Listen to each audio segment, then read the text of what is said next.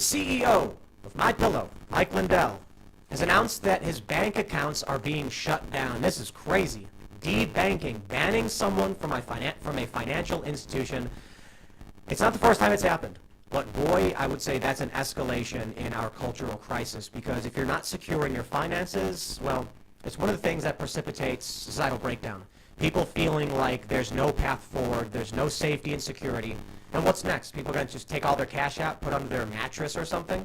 Pillows underneath their pillows. Underneath their pillows. Hey, there you go. That was a good one. That was good. We got some other news too. DirecTV is booting off OAN, and man, the political divide is getting spicy because banning people is not changing things. Getter is growing. I've got, Getter added a new follower count. Thanks, people are complaining about it. I've got like 200-something,000 followers on Getter, and I barely use it. But it's just showing that parallel economies, parallel cultures are growing. And what's next? Mike Lindell going to launch his own bank called My Bank? I wouldn't be surprised, to be honest, because we're already seeing right-wing financial institutions start to pop up. So we're going to talk about all this stuff. Joining us today, we also have another major news. The Biden administration has officially terminated Darren Beattie from the administration. Can you tell us about what happened to you, good sir? Indeed. Well, I had the privilege of serving Mr. Joe Biden's administration in the capacity of being on the Committee for the Preservation of American Heritage Abroad.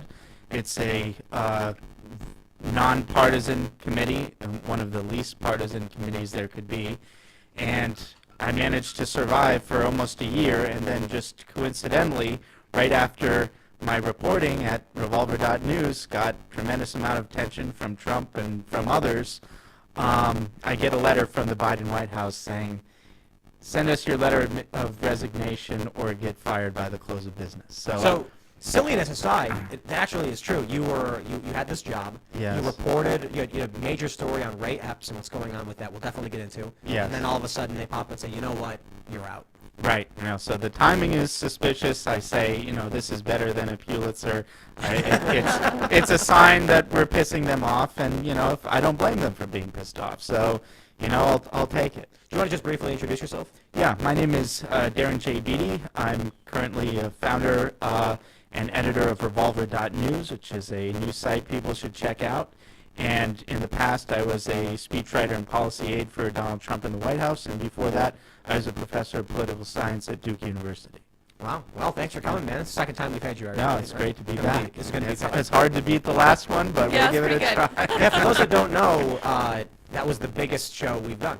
Yes. I think it's got a collective, if you combine all the views on everything, probably close to 3 million views. Yep. And we put it on Rumble, and it got 2.3 million views or whatever. Sorry to interrupt. I'm hearing that the audio is really scratchy right now. Not sure what to do about it. The audio is scratchy? Yeah, I just got some notifications that people are having a problem with the audio. Yeah. I don't know. Interesting. Can't hear it in my headphones. It sounds completely faint. What up? That means it's, do you want to try turning the audio on and off? I can turn it off. It's going to be interrupty. But yeah, I'll just do it. Thanks.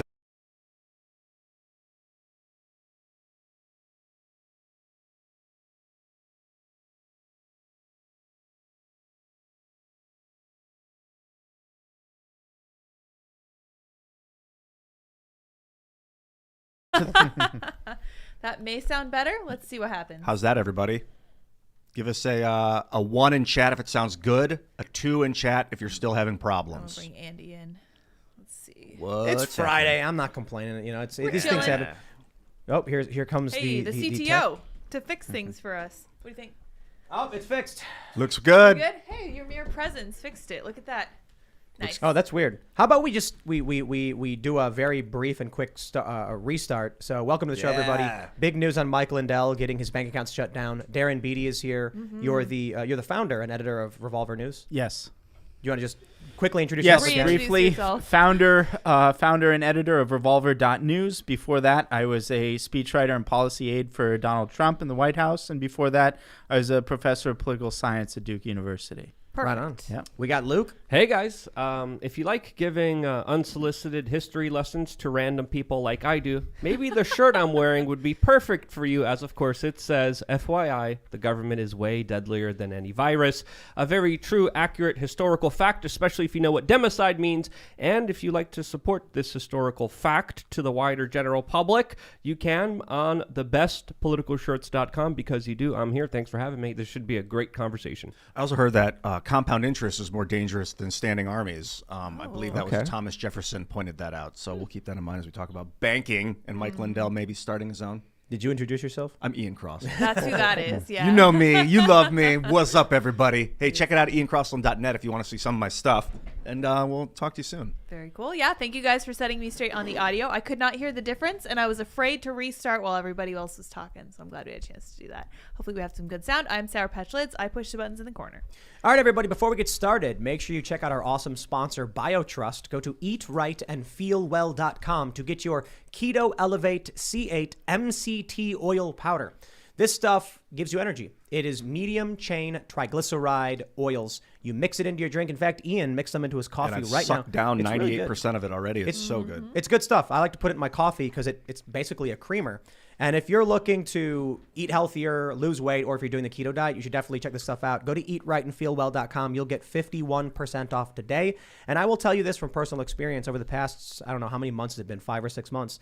Maybe like 5 months. I cut out sugar and I've actually lost around 20 pounds. No joke. Great. Someone Yeah. said that in the vlog. I saw a comment. They're like, God, Tim's lost a lot of he has. weight. It's Yeah. true. Because I wasn't really paying attention or caring about it. But I gotta be real. Like it was partly this. Because I'm sitting here talking about how I use it, and I'm like, but I'm still eating sugar. I should actually just do the full-on keto. Yeah. And then I just went, full into it and said, all right, all the sugar's out. And so I've been doing maybe like 20 grams of sugar per day, very, very few. So again, go to eatrightandfeelwell.com. You get a 60-day money-back guarantee, free shipping on every order. And for every order today, BioTrust donates a nutritious meal to a hungry child in your honor through their partnership with NoKidHungry.org. To date, they have provided over 5 million meals to hungry kids. Please help BioTrust hit their goal of 6 million meals this year. You will get free VIP live health and fitness coaching from BioTrust's team of expert nutrition and health coaches for life with every order, and their free e-report, the top 14 ketogenic foods with every order. And if you watch the vlog, and you'll see it, I did lose a lot of weight. So if you're interested in that too, go to eatrightandfeelwell.com because I certainly do. There you go. And don't forget, go to timcast.com, become a member because that directly supports our work. We are going to be hiring another journalist very soon, and we're going to be covering more of like gun rights and gun culture stuff too as we expand. We've got some ideas for new shows that are coming, and it's all thanks to you as members. We got a new episode of The Green Room up with the CEO of Rumble, and a massive library of exclusive members-only podcasts. We've got Mike Rowe in this past week. We've got Marjorie Taylor Greene. You don't want to miss it, so sign up at timcast.com. Let's talk about this big news we've got from the post-millennial. Minnesota Bank and Trust moves to cancel MyPillow founders' bank accounts. The accounts in question are Lindell Management, Lindell Outreach, Lindell Recovery Network, Lindell TV, Lindell Foundation, Lindell Publishing, Frank Speech, Michael Lindell Personal, and My Store. It's kind of crazy. They've gone after everything associated with this guy. The announcement came on Friday's episode of War Room, where host and former Trump advisor Steve Bannon played a recording of a telephone call between a top executive at Minnesota Bank and Trust and Lindell's controller. The executive stated during the call that the bank, a subsidiary of Heartland Financial, had concerns about being connected with someone who could be in the news. Quote, not that the FBI is even sniffing and looking, but what if somebody came and said, do you know what? We are going to subpoena all of his account records and this and that, and then all of a sudden we make the news. So it's more of a reputation risk. I'll just tell you this. Minnesota Bank and Trust, I would never go anywhere near. If you're running a business and your bank gets shut down because they're scared of bad PR, do not bank with these people. And it's not just that. You think it's just because Mike Lindell's a big famous guy? CNN's gone after regular people over memes. So yeah, if a bank is saying we don't want to be involved with someone in the news, well, we know these media companies are willing to go after regular people and little old ladies. I would not feel safe banking with that company. I don't believe the reputation excuse at all, especially when you look at the history of big banks, especially institutions like HSBC and their money laundering for drug cartels knowingly doing so. When you look at what they did with Jeffrey Epstein, especially Deutsche Bank, that literally had to settle a fine of over $150 million because they ignored all of his red flags. Jeffrey Epstein was able to bank with JP Morgan and Chase, Citibank, Deutsche Bank. He never got debanked. Who gets debanked? the MyPillow guy, and then people like Julian Assange that was debanked in 2010 politically when he was shut down by a Swiss bank. He was shut down by PayPal. He, of course, then went into Bitcoin and then had a 50,000% increase of his money and is estimated to have around $37 million because of that switch from Bitcoin. So again, this political debanking is nothing new. The big banks are, of course, tied into big government, the intelligence agencies, and I think this is another lesson showing that, yes, they all work together in many extensive ways, which is absolutely troubling because it's becoming more and more political by the day. I think this is a big red flag for centralized banking in general. You see the amount of control that I think is desired from this. Like, if you want to buck the system and all the money is controlled by one person, then you don't get to have any money anymore and live in this world with no money. That's not how this world works. I don't like privatized banking at all at this point. Public banking. Yeah, I would have a couple of things to say about that. One is the astonishing and really unfortunate thing is there is a certain case to the reputational argument, which is to say that in the present regime, you're worse off reputationally being Michael Lindell and associating yourself with Donald Trump in various ways than being somebody like Jeffrey Epstein. They're just as a result of the peculiar hierarchy of taboos that exists in the regime.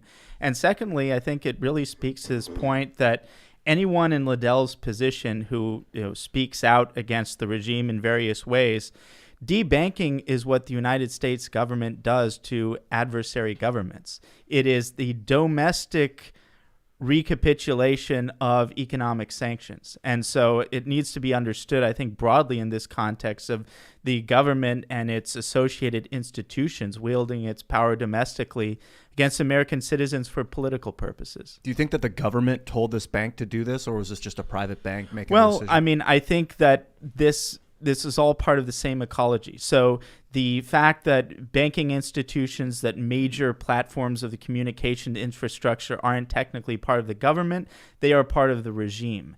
And that's what's more relevant. And it's simply, if you reach the level of Michael Lindell, if you are a dissident on that level, you jeopardize your capacity to exist in any normal way. And having financial freedom and being able to bank is part of that. And so basically, Lindell's position is similar to the position of, say, the government of Iran, for instance. That's how I would interpret it. And functionally, it's the same. It's just, in Lindell's case, he's an American citizen. And in Iran's case, it is a foreign adversary, or at least allegedly an adversary. Yeah, the public banking thing, I don't know if I'm a fan of. Yeah, after I said it, I was like, not only public. I do But like the options. Like non-profit banking, credit unions. Non-profit banking. That's Imagine a basically bank that wasn't trying to profit. Well, that's basically a credit union. Yeah, thank you. So for me, my credit union, it's like no ATM fees. I get international free ATM transactions, which is crazy because when I was traveling around for Vice and stuff, that was amazing. It was amazing.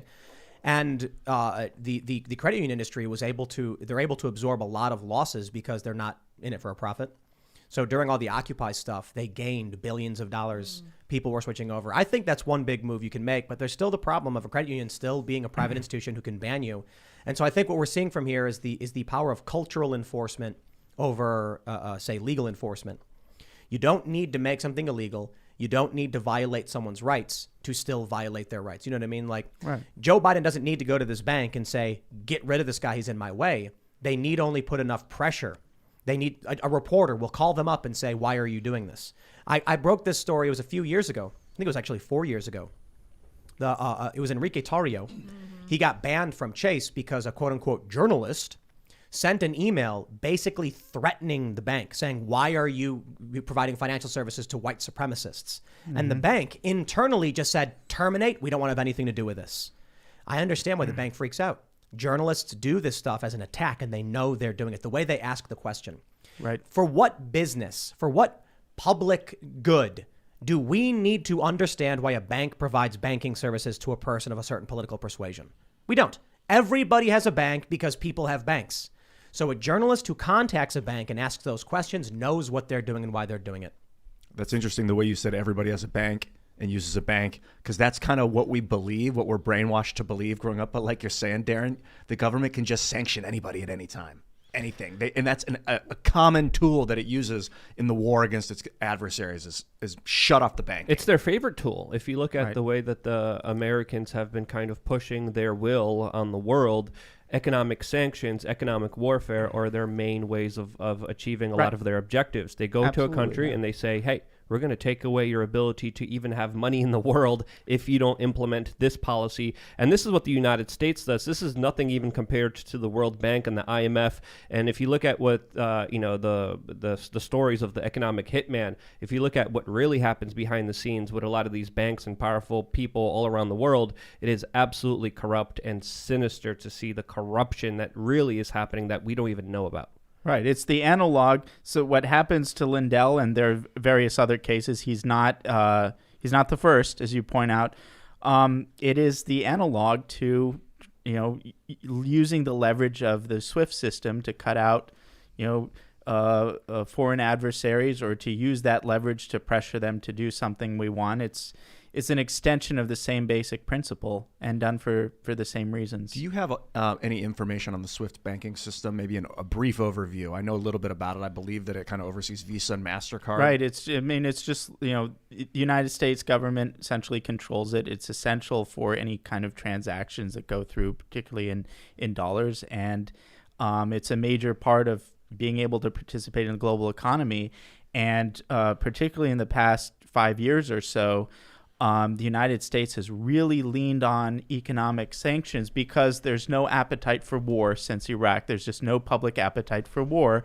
And so it's sort of the middle ground that they can use to really be severe but not send troops into a place. And so they've leaned on these sanctions. And the cost is it really puts pressure on the U.S. dollar. There's only so much pressure the dollar can take having to sustain the United States foreign policy objectives before the pillars collapse. But they've been leaning on it very hard, and the result is Russia and China have been talking and cooperating and thinking about developing alternatives to the SWIFT system and so forth. So ultimately it might be counterproductive, but we love to sanction people economically overseas, and that's what you see more domestically, because the domestic political adversaries like Michael Lindell are considered enemies in just the same way that the U.S. government considers Iran an enemy. I remember, 12, 13, maybe even long, maybe it was even like 14 years ago. Alex Jones is talking about one world currency, global currency. All these people on the internet were talking about the Amero, that there was going to be a Canadian, Mexican, and American currency.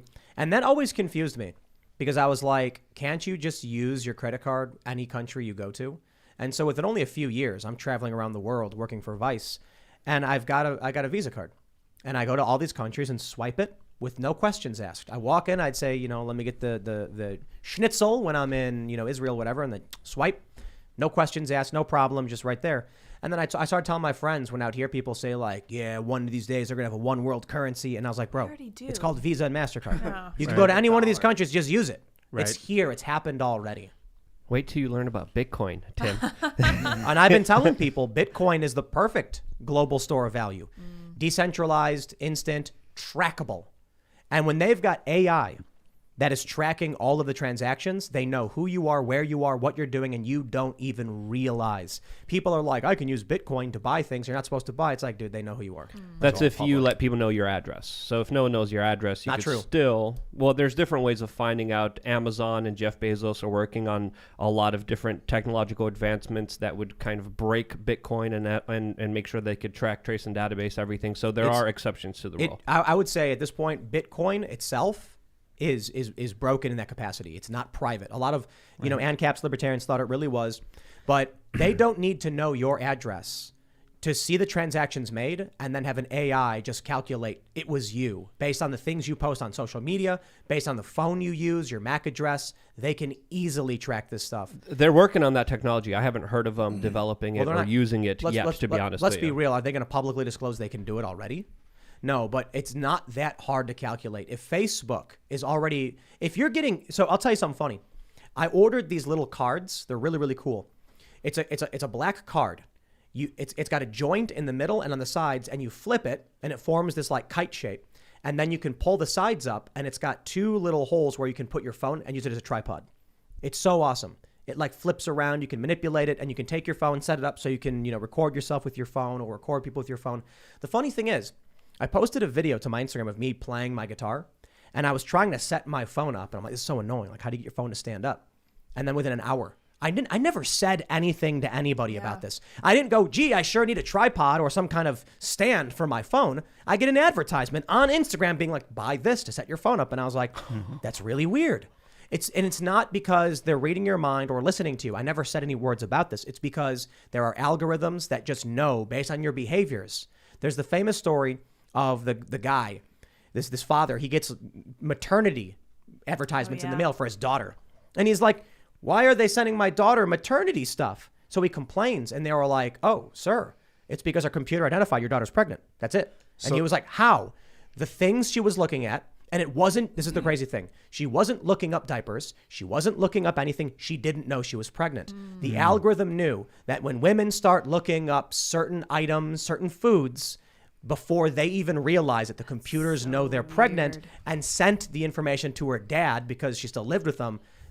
So I'm telling you, man, with Bitcoin, if you think they don't know who you are and what you're doing, you are wrong. No, it's all public. But there's Zcash, there's Monero, and those are a lot better. They get banned. They have been in the past getting banned from trading networks, unfortunately. Right. Yep, Monero in particular, and that's the thing is, once you reach a level like Monero and you're actually a threat, it becomes a national security issue. And so they try in the periphery. They'll ban it from all the major exchanges. It's particularly hard to get if you're in the U.S.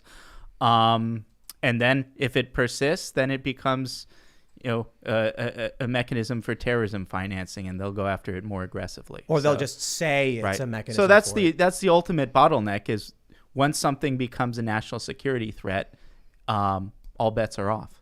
Well, let's talk about national security. So the big story that came out the other day was about the Oath Keepers being charged with seditious conspiracy. Yes. Something that's really interesting in this whole January 6th debacle is a man named Ray Epps. And you guys at Revolver covered this to a great extent. Yes. We saw Tucker Carlson talked about it, and you have an article up. For those that aren't familiar, Ray Epps is this guy who's seen in multiple videos telling people to storm the Capitol. Yes. And the funny thing is, it is actually the right wondering why he's not being arrested and charged. Right. So we have this article from Revolver.news. Meet Ray Epps Part 2. Damning new details emerge exposing massive web of unindicted operators at the heart of January 6th.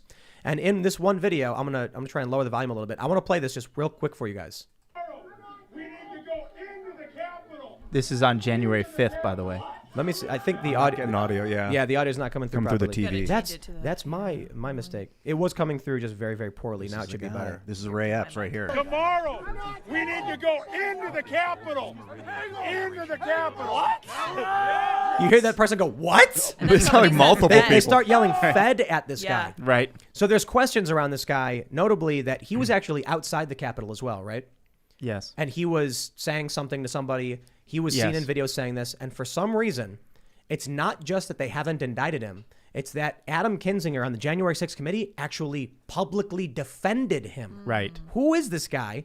What is going on with this? That's a great question. And the video itself really tells the story. And so for any of your listeners, your audience, and I know you have an audience of, the full political spectrum, I encourage everyone, if you're curious about what really happened on January 6th, take my challenge.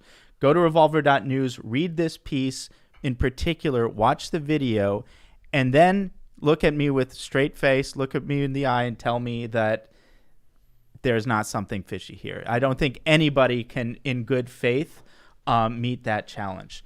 And so who is Ray Epps? Well, Ray Epps is the person we heard. Ray Epps is in the mountains of documentary video evidence of January 6th. He's the only person repeatedly calling and explicitly calling for this mission to go into the Capitol. The video that we saw was on January 5th, and he's going to all different types of groups with different agendas saying, we need to go into the Capitol. The Capitol's our enemy. The Capitol is what we need to do. And then he's not just some drunk guy who's just spouting off and you never hear from him again. He's there on January 6th. He's a veritable Where's Waldo figure. He's there telling the crowds, after the Trump rally, go to the Capitol where our problems are. And then at 12:53 p.m., by the way, this is as Trump was still speaking. So this guy, Ray Epps, who's such a big Trump fan. He's wearing his Trump hat. He flies all the way to D.C. from Arizona and skips the actual Trump rally in order to hang out at the Capitol and to orchestrate, evidently, the first and decisive breach of the Capitol barricades, which is interesting given what he was saying on January 5th. And so there he is right by the Capitol barricades, 12:53 p.m. He whispers into someone's ear. That person is called Ryan Samsel. 2 seconds later, Samsel engages in the first breach. Pretty amazing. And in fact, there's other video of Ray Epps telling another individual, who also incidentally is not charged with anything. He said, when we go in, leave this here. When we go in, leave this here. And this in this case was a bear spray. So he's already anticipating people going into the Capitol and fulfilling this mission that he was calling for the night before. And so the amazing thing about Epps is, in the midst of all of these random grandmas and random people who are being slammed with the most draconian charges imaginable for basically nothing, many people wallowing away in solitary confinement indefinitely, this guy, Ray Epps, is untouched. He's uncharged. He's unsearched. Nobody wants him. And until Ray Epps essentially became a household name on the basis of our reporting, there was zero interest. Now we're told, okay, shut up about Epps. Epps spoke to the January 6th committee. He says he's not a Fed. So go back to what you were doing. Maybe he's not a Fed. I don't know or care. I can tell you this. Whatever it is, the story of Ray Epps, whoever he is, maybe he's not a criminal informant. Maybe he's not a Fed. Maybe he's just some guy. He has completely discredited the entire January 6th committee narrative for one reason. Adam Kinzinger, who's on the committee, who's retiring from Congress, by the way, said on Twitter on January 11th that Epps was on video the day before saying, quote, we're going into the Capitol. Yet he goes on to say that he never went in the Capitol and therefore, he cooperated and his name was taken off the most wanted list. Okay. Their claim is that Donald Trump incited an insurrection, but Donald Trump never even went that far. Right. They're claiming that Donald Trump said, we got to be strong and we're going to fight. That was enough. Right. If it's not in any way an infraction or criminal activity to tell people overtly on more than one occasion to enter the Capitol, then what is their claim against Donald Trump in this regard? Right. And the negligence with respect to Epps does not exist in a vacuum. The most compelling thing about this that really points to some explanation like he was a Fed is the selective non-prosecution. To compare the neglect of Epps in relation to the severe charges against much more minor people for far less egregious offenses in relation to January 6th. So it doesn't make any, for instance, Ray Epps says to one individual who said, when we go in, leave this here. Well, there was another individual called George Tanios, who was originally charged with basically conspiracy to murder an officer on the basis of when his friend was asking, let me have the bear spray. He said, no, not yet. On the basis of saying, no, not yet, they charged him with serious charges. And yet Epps is saying, when we go in, leave this here, and nothing. Clearly showing he had planned the entrance. Right. Of the Following through with the fact that the last night he was saying go into the Capitol and he's whispering in the guy's ear 2 seconds before the initial breach. And they don't want him. And another interesting detail that's in the Revolver piece is that initially the FBI put him on their most wanted list. He was originally so important to them that he was one of the 20 people considered, egregious enough that, okay, we're going to put him on the most wanted list. They begged the public. They said, help us identify this man, Ray Epps.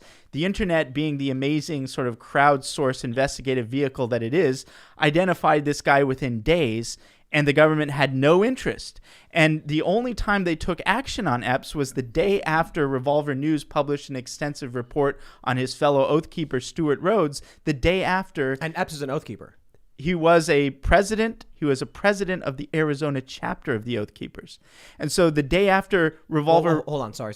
When did he leave the Oath Keepers? That I don't know. Because I put a pin in your thought. Don't lose your track. I just want to say the Oath Keepers, 11 of them are being charged with seditious conspiracy. Yes. Here you have a guy who was in the Oath Keepers overtly saying to enter the Capitol, and he's not It's not just that they're not charging him. I don't know why any of that's going on. It's that Adam Kinzinger is actively downplaying what he did, and I don't know why. Right. I mean, if there's an innocent explanation for the Epps issue, in particular because he was originally on the FBI's most wanted list, and they quietly took him off and didn't want to hear from him again.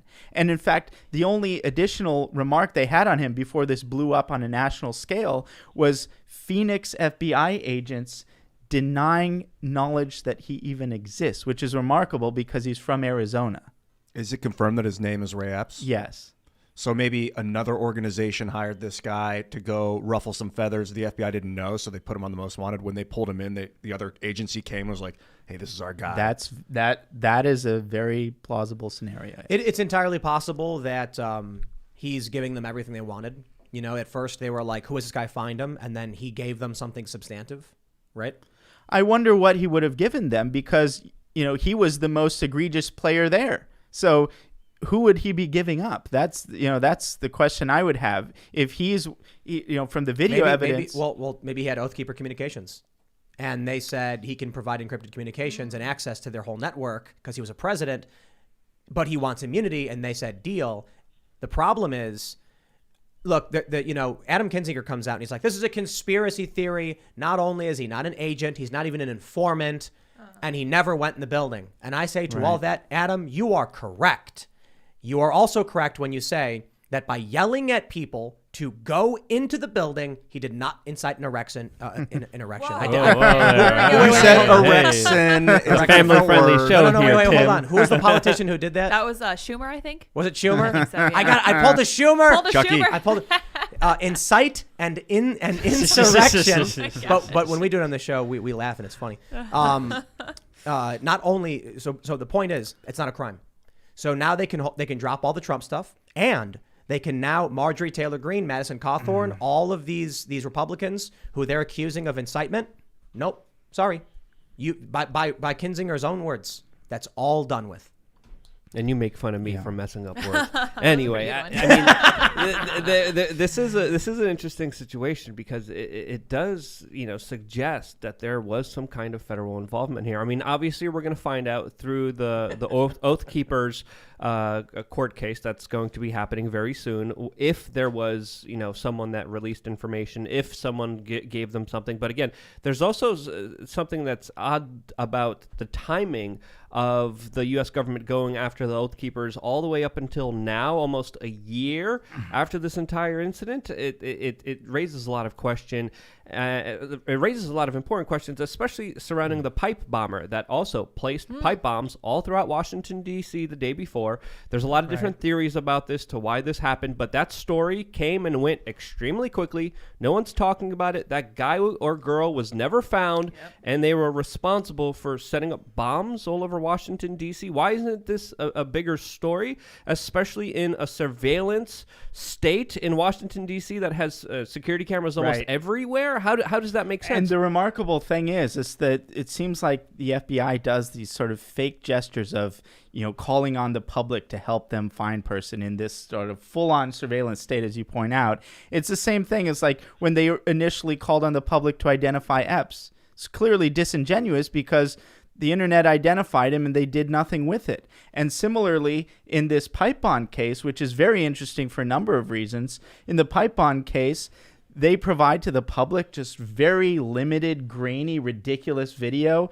And we know for a fact they have more video because the video itself is not continuous. We know that there are more cameras in the area. We know that there's better resolution stuff. And so it's just not a genuine effort on the part of the feds to identify this person. So I kind of wanted to ask you, and I don't know if it's fair to go off into the realm of speculation, but there's some people assuming that the pipe bombs were placed there in case the people wouldn't storm the Capitol, and that was used as another pretext. That some people are arguing and speculating that. Of course, we don't have any evidence, but Darren, how would you speculate everything unfolded in Washington, D.C. on that day? How do you think things went down from your perspective? Well, that's an interesting question. In relation to the pipe bomb in particular, there are a number of possible explanations. One is simply that the bombs were there as certainly it makes for a scary headline that feeds into the narrative that the media wants, but also it was had a diversionary function too, is the Capitol already had limited security personnel, and when they called in the pipe bombs, the law enforcement actually addressed the pipe bombs basically contemporaneously, coincidentally enough, with that first breach that Ray Epps was involved in. So that's kind of slightly. I think it was about an hour before the first breach at the barricade. The security went door to door to members of Congress and told them to leave the building. right. Which is really interesting. Right. I mean, it just Yeah. just think about it. Something just so happened that before the breach, members of Congress were able to be evacuated from the Right. building. Right. That's very. yeah, it's convenient. It's it's Yeah. kind of crazy to think Yeah. that if it wasn't for this person who put these pipe bombs out, AOC might have actually been caught in people storming the Capitol. Of course, she lied and fabricated that whole story. Right. And I'll give you the simple context. AOC told this story on Instagram where she said there was a banging on her door of her office and she went and hid in the bathroom and then thought to herself they've got in and that she might die.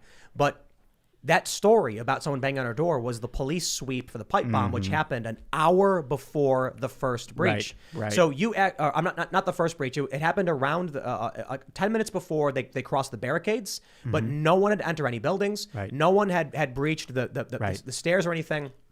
The crazy thing is, you had people on the left advancing her claims, and even people on the right. I got into an argument with a guy from the Huffington Post when he said I was wrong about my timeline. So I went through the timeline and I responded to him and I said, actually, AOC's story took place an hour before the doors were breached. Right. Why would she think someone would go to her office an hour before anyone had gotten anywhere near the front doors? And this Huffington Post guy went, oh, yeah, you're right. Good point. I'm like, yes, AOC fabricated the claim, the whole story. Some cop did knock on her door and he said, ma'am, we're evacuating the building. Yeah, I still find it crazy that bombs were placed all throughout Washington, D.C., and our national security state that has NSA agents literally caught doing unspeakable things to themselves in a pleasurable way to people's private photos that they were not supposed to have. The NSA that knows almost every little thing about you. The phone that knows when you crap couldn't find the person that put bombs all throughout Washington, D.C. the day before. Are you kidding me? It's even more peculiar when you think of all the other reasons that they would have had to have enhanced security on that day. Right. It would be a scandal unto itself if the Capitol building had normal security. But in fact, the Capitol building had uniquely poor security on a day that was sure to be politically charged and requires additional security. And just as one of many things, here's a pipe bomb, but on January 5th, there was this so-called Hippies for Trump van. And this Hippies for Trump van was stopped right outside of the Department of Justice with explosives and firearms in it. And in fact, one of the people who was in the van turned out to be one of the curious characters caught on video methodically cutting down fencing and barriers as Trump was still speaking. And so the feds knew who he was. There was this terror scare right at the Department of Justice on January 5th, and even that didn't justify or get people to say, okay, we actually need enhanced security on the 6th. So that's another very bizarre discrepancy there. It's not just that, it's that Trump was actually preparing a massive rally. Right. Hundreds of thousands of people. Right. That alone should warrant massive security. Precisely. There's the video where the guy at the Capitol goes to the cops and says, what are you doing? Get people down here. Stop this. Yep. I get the feeling that the maybe it's the news or whatever isn't going to really tell us about the real threats because they don't want us to panic. So like the pipe bombs, they played that down. If it was a real threat, but it's the stuff that they want you to focus on that tends to seem like it's not really a threat. Like they want to get you wired up and confused and angry about something that can just be there, but like while they're secretly investigating the real threats. Yep. By the way, a cherry on top to this, originally the guy on video, the FBI guy, DC field office guy, who did the public service announcement to the public saying, we need your help identifying the pipe bomber. This was a guy called Stephen D'Antuono, and his previous job was running the Detroit FBI field office, where he basically ran the infiltration operation that's now known as the Michigan kidnapping plot. It was the same guy. So The plot where yeah. there were more federal undercover Exactly. agents than Well, actual literally, people that no, were doing there's something. literally 12 Yeah. out of the 26 people are Yeah. either FBI agents or Yeah. FBI informants, and this happened just months before January 6th. The same plot. They called it a kidnapping plot, but it was also a plot to storm the Michigan State Capitol. It involved one of the three major militia groups imputed to 1/6, the Three Percenters. It was Fed infiltrated with a percentage that you wouldn't believe, and the guy who ran it was subsequently promoted to head the D.C. field office, where he went on to oversee 1/6 investigations. Wow. What is And the that? guy that they indicted, Stephen yeah. D'Antuono. The guy that they indicted also had very serious mental health problems. Oh, yeah. That wasn't a Fed Yeah. in that Pure- But yeah. come on, guys. Let's just be real. The government wouldn't lie to us. Okay? Look, they have our best interests. There is no circumstance in which a government would ever stage something like this against their own people. That is absurd. No. But I did hear that Russia is going to stage a false flag against their own people. That's different. They're Russia. Of course. They're bad guys. And Kissinger, by the way, is all in on this. Yeah. Kissinger buys it, completely. I was Yeah. joking, by the way, for those that may have not bought into that. Some people will be like, is he serious right now? My point is, we can sit here and have an adult conversation about things we want answers to, and you'll get smears in the media that it's conspiracy theorizing to simply question whether or not the government could be lying to you. Well, I mean, the Gulf of Tonkin is an example of the government lying to you. They hands lied down. to you. They told you that their ship was fired on by Vietnamese war vessels or something, and it wasn't. But It was just blown up. right now, one of the big stories too, and I don't want to get too We still much don't know into why. it, is that Russia, U.S. intel, Russia is preparing to false flag attack their own troops to justify an invasion of Ukraine.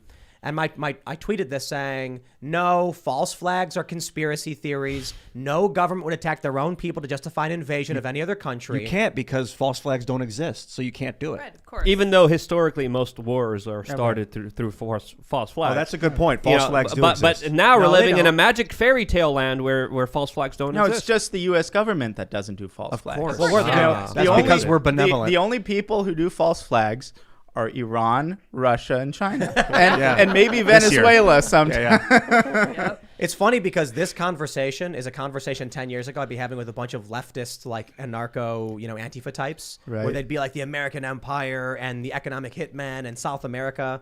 And now they're the ones who are basically like, oh, the government can't be wrong. Well, this thing it's new for people on the right, and that's one of the hurdles psychologically, as I said, is the political psychology of the right is largely that they want to venerate just and well-functioning institutions of authority. I think people on the left like to challenge corrupt institutions of authority, and we're in a position now where all the institutions of authority are corrupt and actuated against the right, and people on the right need to adjust their political psychology in order to digest this new reality. The right is now the left, and the left is now the right. In the classical French Revolution sense, I was talking about this yesterday, that we were talking to Matt Kibbe. In the French Revolution, the right was the aristocracy, maintained the status quo, and the left in the room were the revolutionaries, and that was the big argument, and that's where they come from.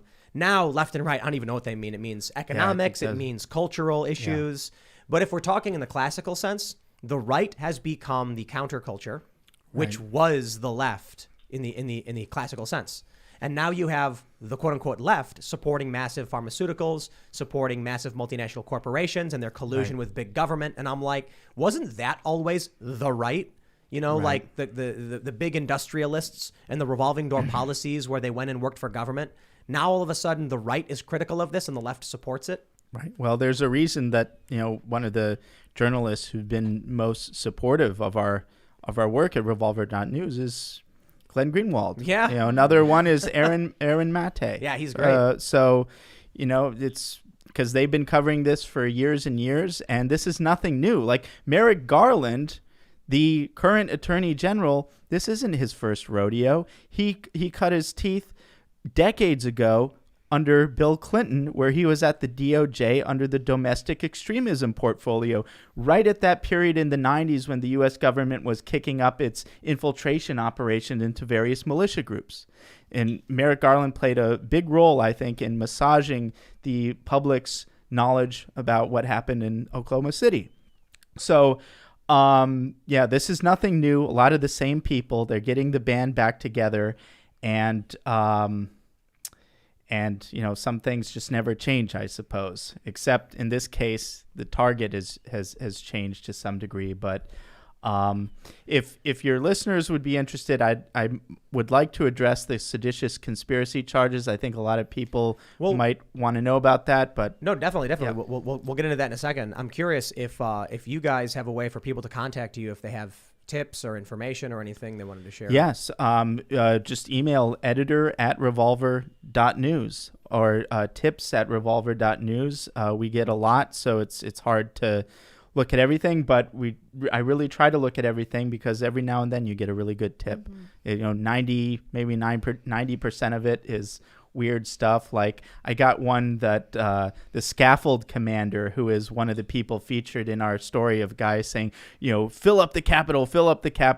He's unidentified, uncharged and everything. They're saying this guy is Bill Ayers. Oh, yeah. We got a lot of weird stuff like that, but every now and then we get a really good tip, so it's really it's important. hard too, man. And people who are listening need to understand. I think we have like 15,000 emails. Yeah. So many. That it's just we can't get that number to go down. Right. As much as we go through as much as possible.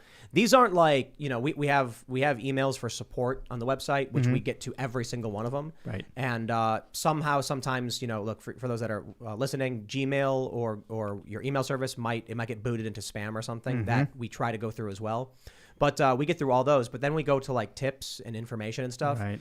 We get not only a lot of crazy stuff, we get a lot of stuff. And it's really, really hard to sift through. And that could be bad because buried in there is that golden nugget. Exactly. It's hard, yeah. Well, I brought this up because someone chatted that they had met a Fed down there. Interesting. Who knows if it's true or not? Yep. I'm not trying to disparage this individual who commented this, but maybe they You never have know. something. You Right. never know. And so that's part of the A real part of the journalist job. is Yeah. a conspiracy theorist. It's true. When they come out in the media and say you're a conspiracy theorist, then they're just trying to discredit the fact you're doing real work. Because a journalist should see something and then say, I have questions about the government's involvement in this and what their real intentions are. And then when the government says, we have done nothing and you're a conspiracy theorist, that is to imply that because you don't blindly trust whatever this person says, I don't care if they're with a government or a corporation, you must be wrong or crazy. There's two types of conspiracy theorists. There's the ones that can take a conspiracy a theory and put it in their mind and understand it and look at it without believing it. And then there's the conspiracy theorist that sees it and believes it without being able to critically understand and think about it. And you could say that they're both conspiracy, but we're going to have to define a difference between those types of people and that way of behavior, because I love taking a conspiracy theory and breaking it down and thinking about it without believing that it's real and just what if, it's awesome. And that can lead us to great places. If you believe things when you hear them, you're in a very dangerous place. But let's talk about the seditious conspiracy. Yes. This is the big play the Democrats needed. They needed to be able to say that there were sedition charges for their narrative. You've got the Daily Show now coming out saying the no sedition, talking point is now officially dead. Rest in peace in memoriam. We have this story from CNN. Oath Keepers leader appears in court on seditious conspiracy charges, but it wasn't just him. It was 10 others. Right. So you want to break down for us what this is about? Yes, I'd like to say some things about this. First of all, the seditious conspiracy charge is a rare one, and it's one that's even more rarely used successfully. If you look at the history of it, there's only a handful of cases. The first couple cases are weird, like cases involving Puerto Rico for whatever reason. Then you have one successful case against an Islamic terrorist, and you have a couple others that were not successful. So this is a very rare charge. It's an extremely serious charge. Everyone else, I believe, on the who is charged with seditious conspiracy, they already had lesser charges. The only person who has just added completely was the founder and leader of the Oath Keepers, Steward Rhodes. And I think there's probably a lot of public interest in a reaction to this, particularly because my news outlet, Revolver.news, has run several detailed investigative reports on Rhodes, calling into question the seeming protection that he enjoyed from the federal government for not being arrested and so forth. And so I think a lot of people are confused, and some people are probably erroneously concluding, oh, he was hit with this charge, therefore he couldn't have been a Fed. And I think there are a number of things to say for that. First of all, I don't think any of the questions raised in the Revolver's reporting are dispelled by this. I think they're only intensified. And here's some interesting things about his case. So seditious conspiracy is a very serious charge. So we're supposed to believe that the government's been building this serious charge for an entire year, and yet they didn't bother to search him for an entire year. Well, asterisk to that. They searched a single cell phone on his person 4 months after January 6th. So here's the founder and leader of the most prosecuted boogeyman militia group who was all over the media, and he's so dangerous that they wait 4 months, give him 4 months to destroy all evidence and take a single cell phone from his person, and then wait an additional 8 months of zero search before they hit him with this serious charge. If they're taking him seriously enough to hit him with seditious conspiracy, how do you explain the fact that they only took a single cell phone 4 months after? And contrast that with an individual called Thomas Caldwell, who is one of his co-defendants now. Caldwell was arrested very early on in mid-January. Caldwell got the full Fed raid treatment where they went in with guns, they raided his place, they took every electronic in sight. Then they charged him immediately with a conspiracy charge to obstruct an official proceeding. And if you look at the conspiracy charging documents, the whole conspiracy of the government's case is based on Steward Rhodes' statements and actions. And so that raises another question about Rhodes' seditious conspiracy indictment. Why did the feds wait an entire year for this big indictment when they could have taken him off the streets with a lesser indictment, either for the same conspiracy charge that they hit Thomas Caldwell for and others, or a trespassing charge, which we know he trespassed. There's footage of him on the Capitol grounds, and they've charged others with trespassing, even who didn't go into the Capitol. So putting these things together, you have to wonder, okay, they were taking him so seriously that they were building up this mega seditious conspiracy case through the course of a whole year. And yet in that year, they only search a single cell phone 4 months after January 6th, and they neglect the option to hit him with a lesser charge and just do a superseding indictment for the seditious case. So those are really important questions that linger, and I think the seditious conspiracy charge is actually a way for the government to get away with a perfect crime, and I'd love to explain that, but I'll stop here. Do you think that Rhodes is a Fed or in some way involved with Feds? I think that is the most powerful explanation for the questions that I just raised. When you guys say Fed, you mean a federal agent, not necessarily Federal Bureau of Investigation? Fed is okay. Like CIA a vague term. I think that the most likely explanation for the questions that I raised was that he had some relationship with some government agency. Is it possible that the reason they didn't go after him early on, the reason they didn't try and dredge up any other information was because they knew there was none, and the only reason they're bringing charges now is that it's an election year and it justifies establishment political talking points? I think that would be a plausible explanation if none of the other people were charged. But if they knew there was no information, then how did they get this guy Thomas Caldwell on conspiracy, where the whole conspiracy in the charging documents is full of Steward Rhodes' statements and actions? So if they thought that amounted to nothing, how do you explain that they hit this minor figure who's just a fellow traveler, not even an oath keeper, and this guy who's built up as the big boogeyman head of the oath keepers, they leave him untouched and unsearched? I see all of the Daily Show did that thing where it was like, rest in peace, there was no sedition charges talking point. Yeah. I just respond with, has anybody been convicted of insurrection or sedition even? Well, we're innocent until proven guilty. I don't care if the government says you are. There's going to be no conviction. And look, look, when a lot of people came out and said, was anybody charged with sedition or insurrection? We've brought that talking point up as well. And it's relevant up until the government decides to do it. Right. So I'll say this right now. Maybe someone will be convicted. But the talking point isn't that it'll never happen, is for right now, with the January 6th committee coming out and saying all of these things, right? Just because you charge someone, I don't care. when these people are convicted, we can have a conversation about, Right. that we found in a court of law, they attempted to do these things. And that being said, the federal government, when they charge people, they have a very, very high conviction rate. So Right. is this going to... Except for seditious conspiracy, That's true. ironically. Except for... So just two more really important points about Rhodes in particular in this charge. One is the timing. Okay, part of the timing was the whole, Fedsurrection narrative was at its absolute apex. I think more important than that, though, is just like a week before Rhodes was charged, an attorney for another Oath Keeper subpoenaed Rhodes and was getting him to testify in the Oath Keeper's case. And one consequence of actually charging Rhodes is it clears him off the table so that he has a perfect excuse not to testify because he just pleads the fifth. And this is part of the playbook. In fact, it happened in the Michigan case. One of the big informants in that case was named Steve Robeson. Once he was outed, the government immediately slapped him with an unrelated gun charge that clears him off the table. So that's one aspect that I think is really important in relation to the timing. Another thing is this, is if I were the feds and I wanted to cover up the perfect crime, I would do precisely what they just did with the seditious conspiracy charge for the following reasons.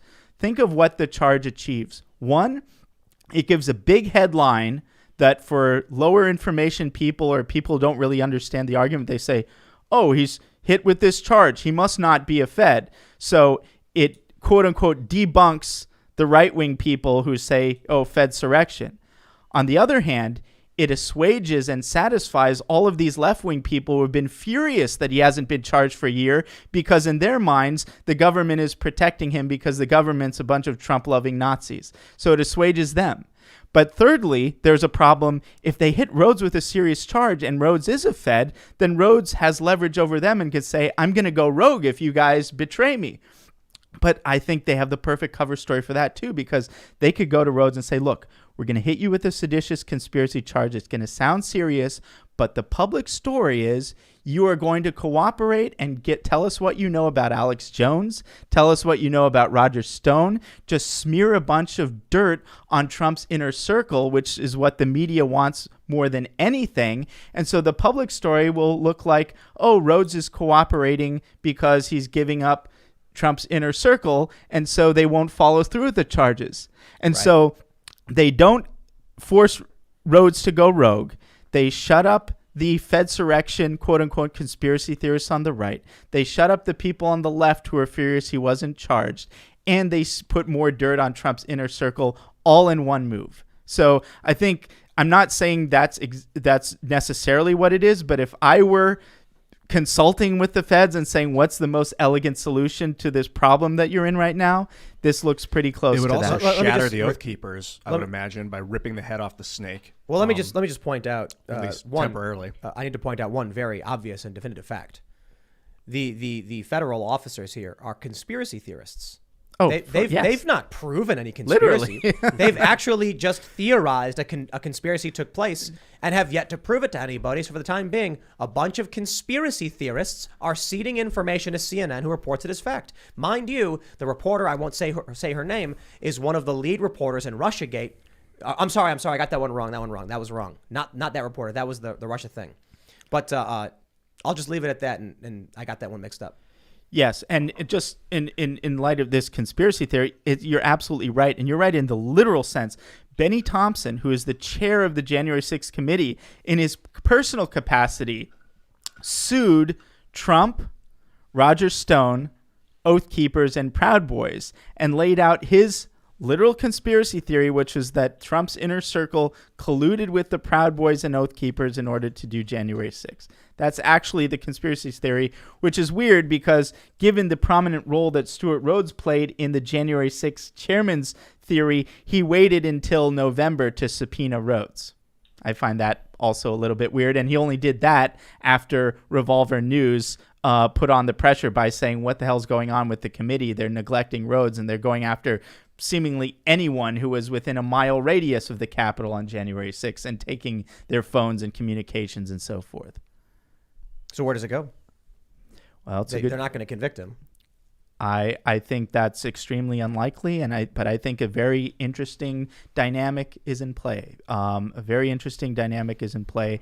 I think these are it's an elegant attempt, but it's also a risky attempt, because the more that they do this, just like their cover up with Epps saying, oh, Epps isn't a Fed because Epps talked to the committee and told us he wasn't a Fed, without releasing Epps's exact statements and without even telling us that Epps's statement was under oath. And it's a weirdly precise statement of Epps not being a law enforcement official. Well, DOD is not law enforcement. There are a lot of other agencies that aren't law enforcement that he may have been affiliated with. Department of Energy. I want to ask you about this. So a lot of speculation, a lot of theorizing, but to be fair, there's nothing definitive here. When it comes to Ray Epps, no charges, which is strange to me, to be completely honest, because Kinzinger is downplaying the incitement of insurrection. Right. And when it comes to the Oath Keepers, you bring up a lot of interesting points as to why they're only charging him now.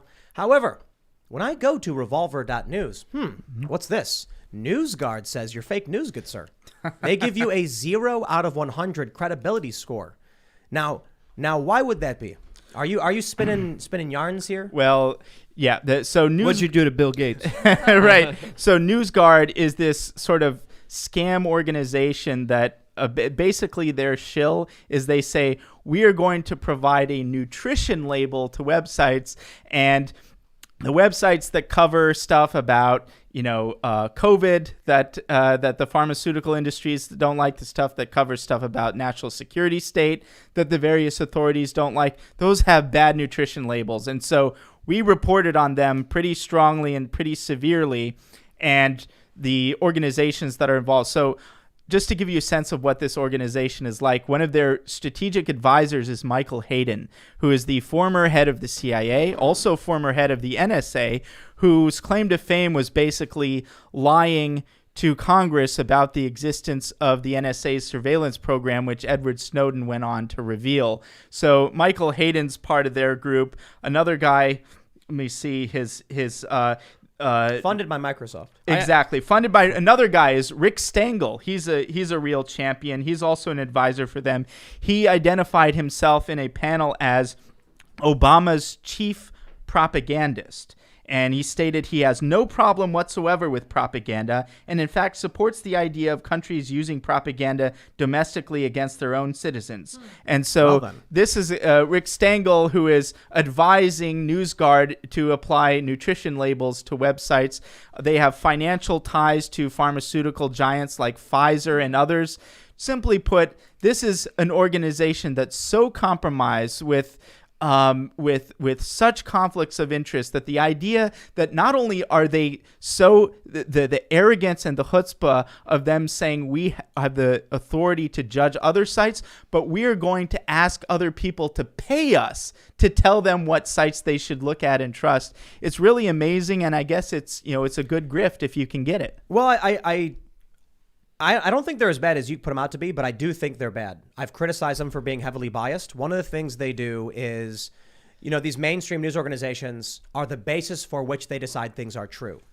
So if you publish something, they're inherently biased against you to say that's probably not true. If the New York Times publishes it, even if it's not true, it's inherently true. Right. Because the only way they can actually fact check something is by checking it against mainstream news sources, which creates a feedback loop of mainstream media will always be credible because they are. That's true, but I think it's also quite remarkable that they have, deep financial ties with Pfizer, and that on their board is literally the head of the NSA and the CIA, whose basic job it was to lie. If you're the head of the CIA, your job is to lie. But so here's the way I see it. And he's their advisor?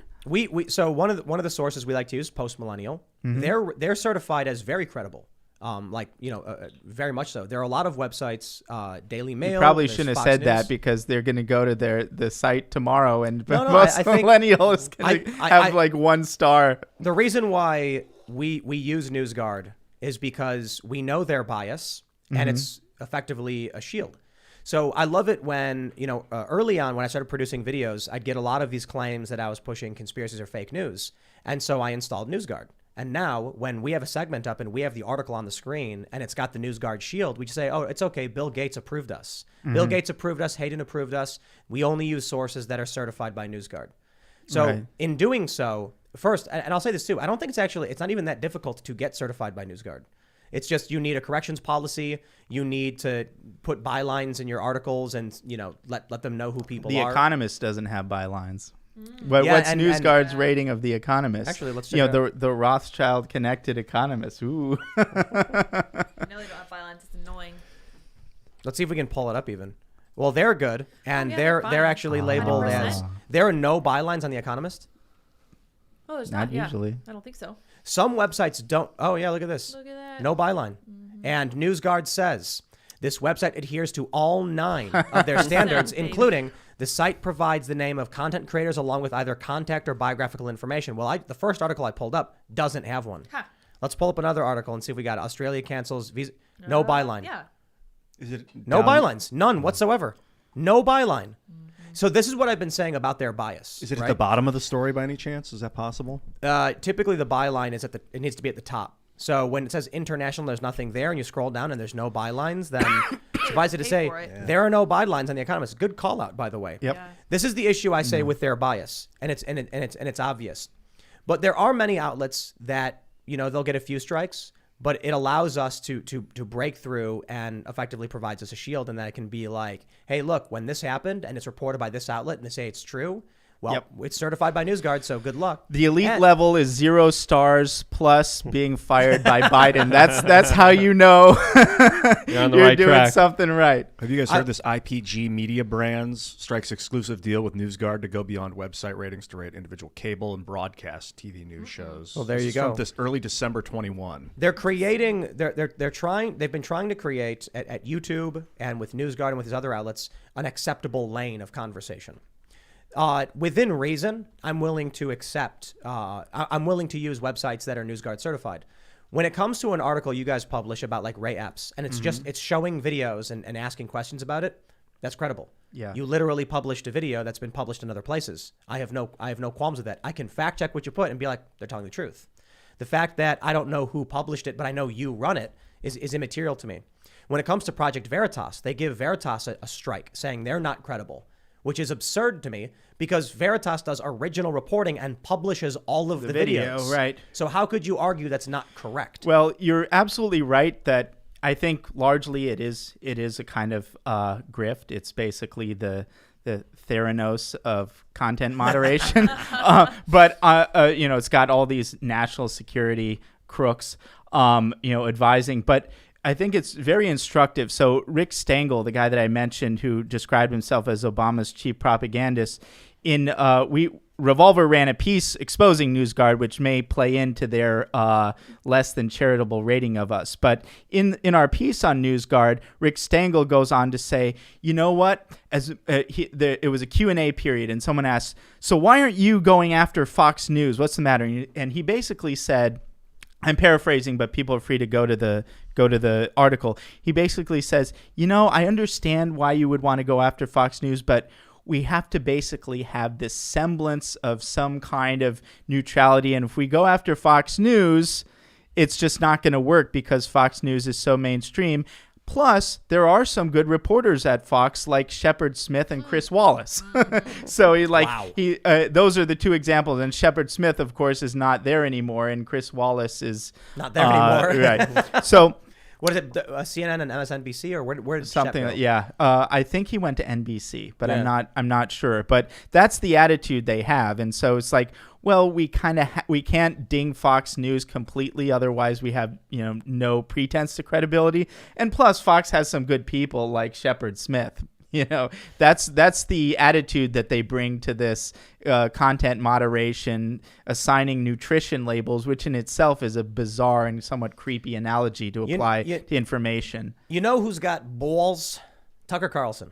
Oh yes. Because I think he's better than if I was going to look at their primetime lineup. I'm not the biggest fan of Hannity. He's all right, whatever. I'm not the biggest fan. Yep. Laura Ingram's pretty good, but not the biggest fan. Kind of Tucker, boring. Yeah, but it's about originality. It's about Yep. Am I hearing something new, something unique, and like Tucker, Right. he's willing to be make jokes. He's willing to he brings up new information, new questions. He covers things that I'm like, wow, he's going for it. He's somebody like I really am a fan of Tucker, and friends with Tucker, and I've been, he's done, a lot in terms of, helping our reporting and so forth. But I have to say about Tucker is, what I commend him for the most is he's in a position of tremendous power and tremendous responsibility. And he's one of the few people that you can say he's actually discharging that responsibility in the right way, not in the way that's easy, but in the way that's right. And there's so few people that in that position where you have a cable show and millions of people are listening to you, and he actually uses that position of authority in the way that it should be used. And so I think we have to give him a lot of credit. He doesn't just play party politics. Exactly. He's willing to criticize the Republicans. He criticized Donald Trump when Donald Trump committed acts that were totally what he promised not to do. Yep. So he's willing to go there. He has a tweet where he said something about like the elites ripping off the working class, and DSA, like Democratic Socialists, were posting it on their forums like, what bizarro world are we in when Tucker is actually on our side on these issues? I bring him up because you look at Shep Smith and you look at Chris Wallace, and they're the opposite. They're the cowards. There's no world in which a sane, rational person reading the news looks at what Tucker Carlson does and says he's making this up. Because certainly he gets things wrong, but he's willing to actually address factual issues that people in the media are lying about. And touch things that there are so many things that would not appear on American cable television were it not for Tucker. Absolutely. Across the entire spectrum of cable news. So what is it at Fox News that Shep Smith has to flee from? Brett Baer? He's a fine. Brett Baer's fine. He's just a straight news guy. Yeah. So why is Shep Smith like, oh, I can't be here? Cowardice. They're scared. They want to. There's a cult phenomenon happening where if you don't just toe the line, even Fox News came out, and I will not drop this one on the Ahmaud Arbery case with McMichaels, cheered for the conviction of a guy who was just filming. Cowardice. Right. If Fox News is unwilling to challenge something that was clearly unjust because they're spineless, Shep Smith was still scared enough that he'd leave. Right. These people are terrified. Yes. And we were we were talking about this earlier about cancel culture on the right. And you were mentioning something to the fact that the right is actually more willing to cancel people further right of the moderate conservative because they're too scared to look like they're outside of the opinion of mainstream corporate press. Absolutely. My favorite moment on national television was a few months ago when Tucker Carlson was handing it off to Sean Hannity and they got into an argument over Jeff Bezos. Yes. Because again, Tucker Carlson wasn't afraid to talk about the billionaire class and the globalists that are, of course, are connected to the CIA doing horrible things. And Hannity tried to correct him on it, and it made for just the perfect awkward television moment that was awesome to see. Tucker was like, we're being ripped off by these guys. And then Hannity in the handoff goes, if someone provides a service and makes money, I got no problem with that. And Tucker did the Tucker face where he's like, curled brow, like, what? Right. But so you look at these people who are now NBC or CNN, and what about Fox News's partial capitulation to corporate mainstream narratives scared them that they had to go full-on capitulation to the corporate press? Spinelessness.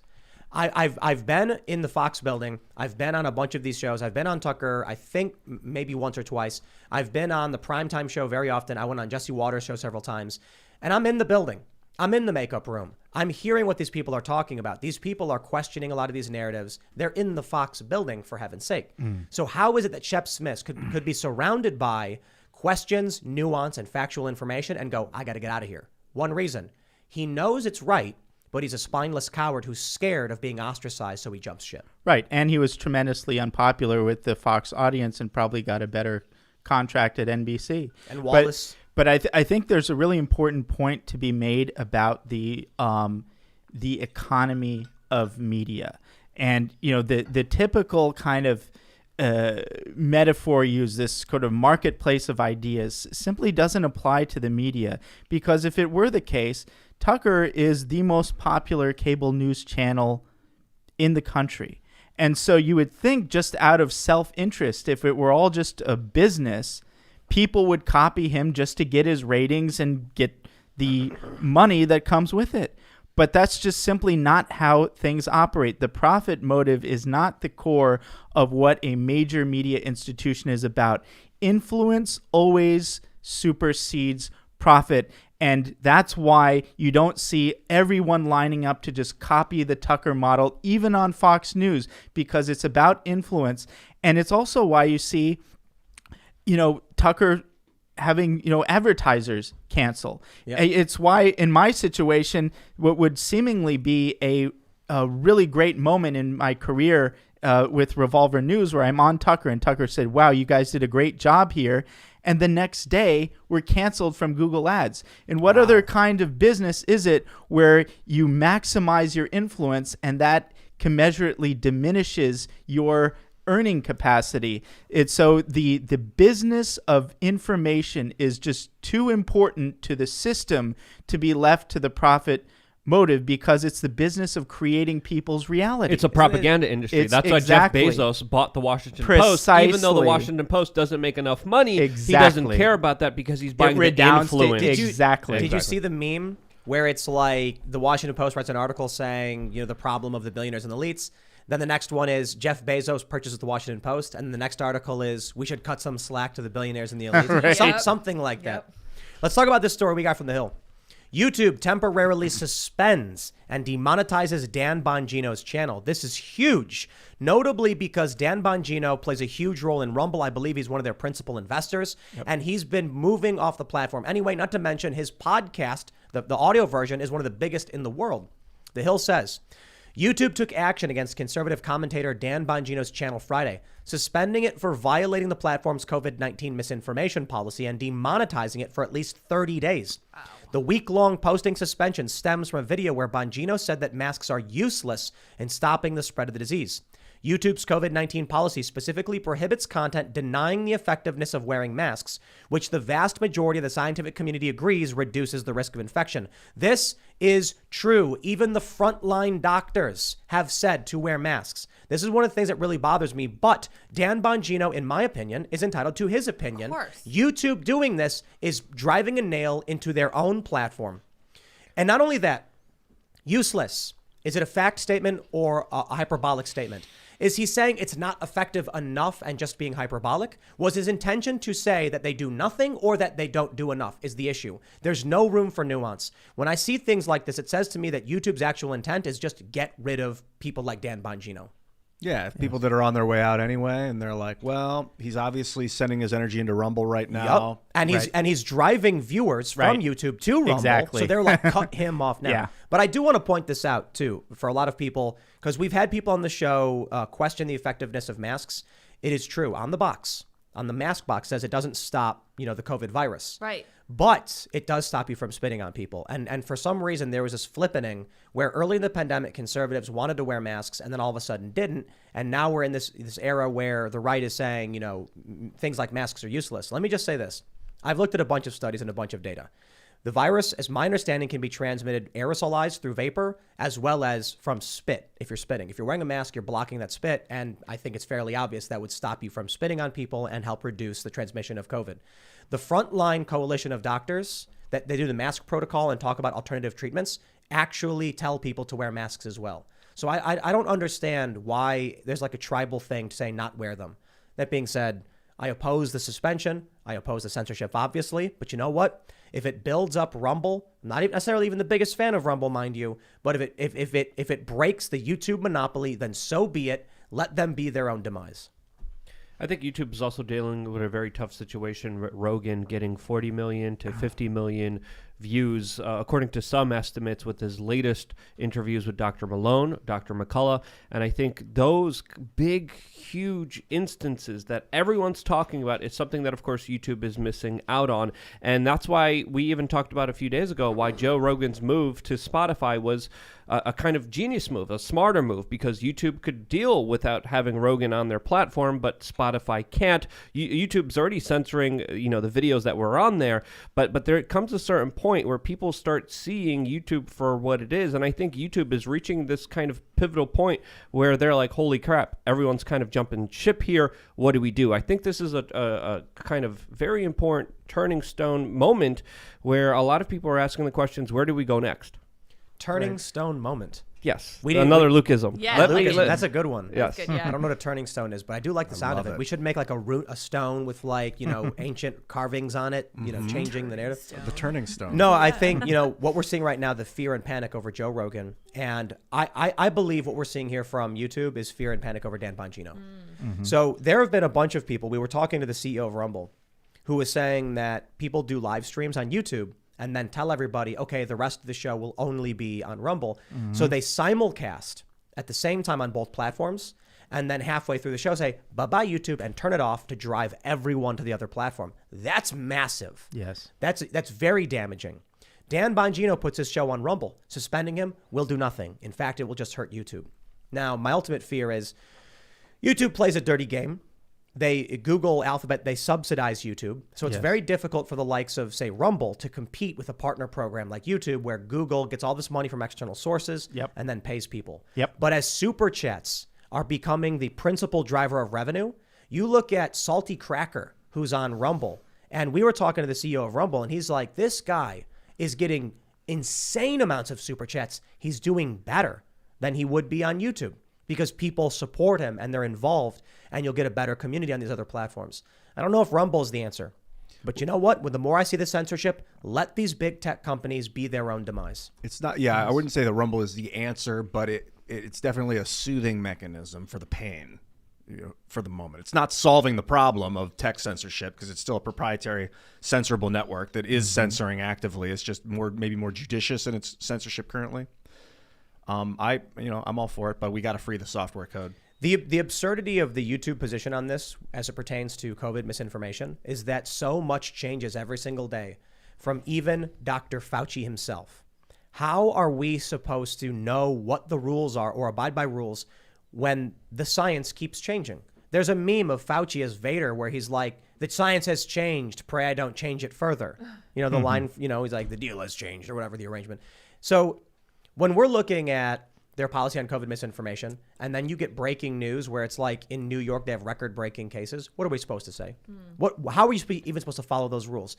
Unless you are blind to history, to even recent history, and you just repeat whatever it is the mainstream media is saying, Right. You're going to get banned whenever they feel like banning you. But that's a great point, because what you're saying means that it's all about controlling who's able to shape and drive narratives. You can exist downstream from sanctioned narratives and you're fine. But if you're in the business of shaping narratives, then you're in trouble, because you can't get out ahead of the mainstream authoritative sources.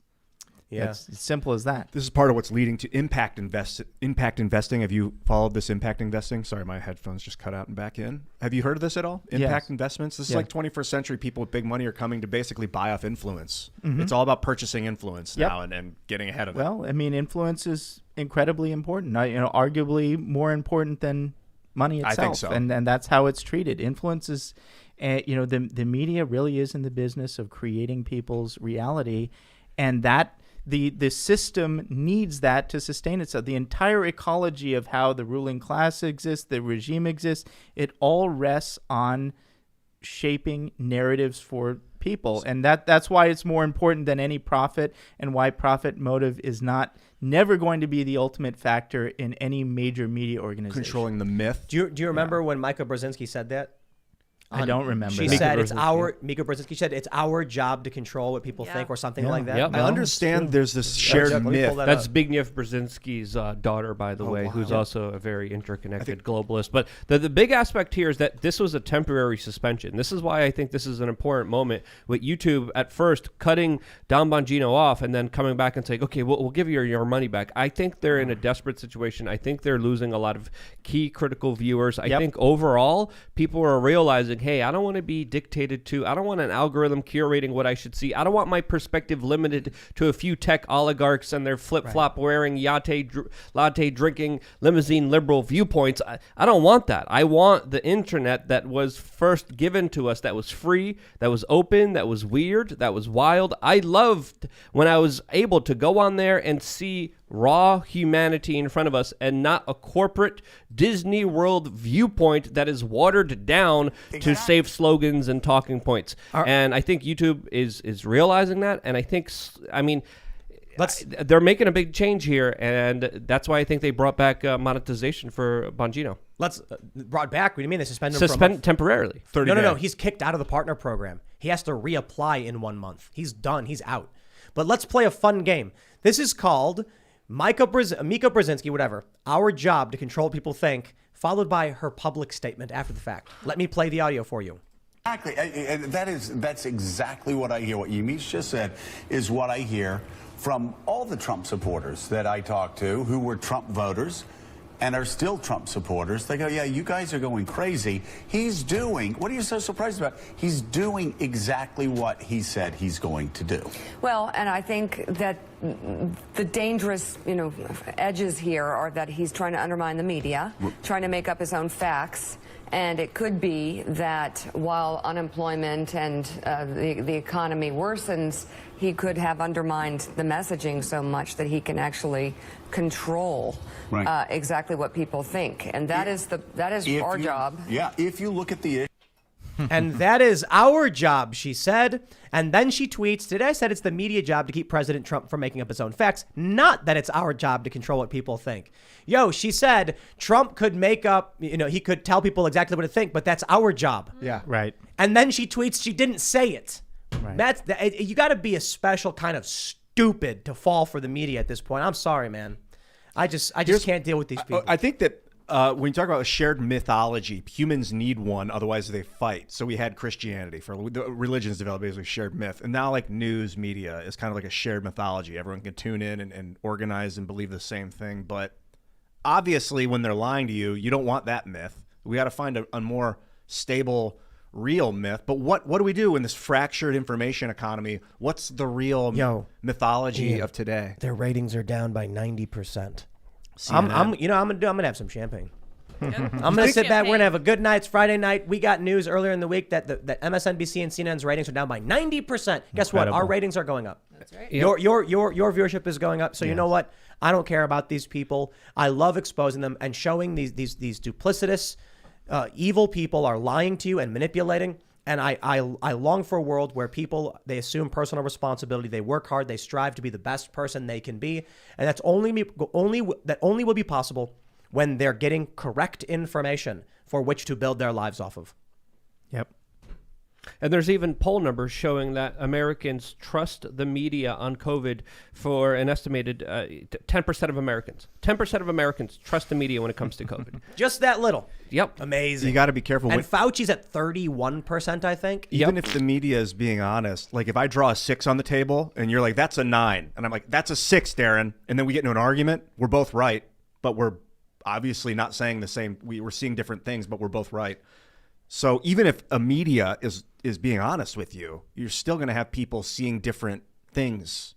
And we got to figure out a way to communicate a shared understanding of reality, even when we're seeing it differently. You know what I think? I think I'm going to buy a bunch of CNN swag and memorabilia because it's going to be, now that they're collapsing and crumbling. Yeah, it's going to become, once CNN is gone, people are going to be like, oh, whoa, I remember that. I see him in the airport. It's going to be like the Buffalo nickel. That's right. It'll be 5 years from now, and it'll be like, yo, check this out. I got a CNN mug. Like no way. Crystal Pepsi. Yeah. Good.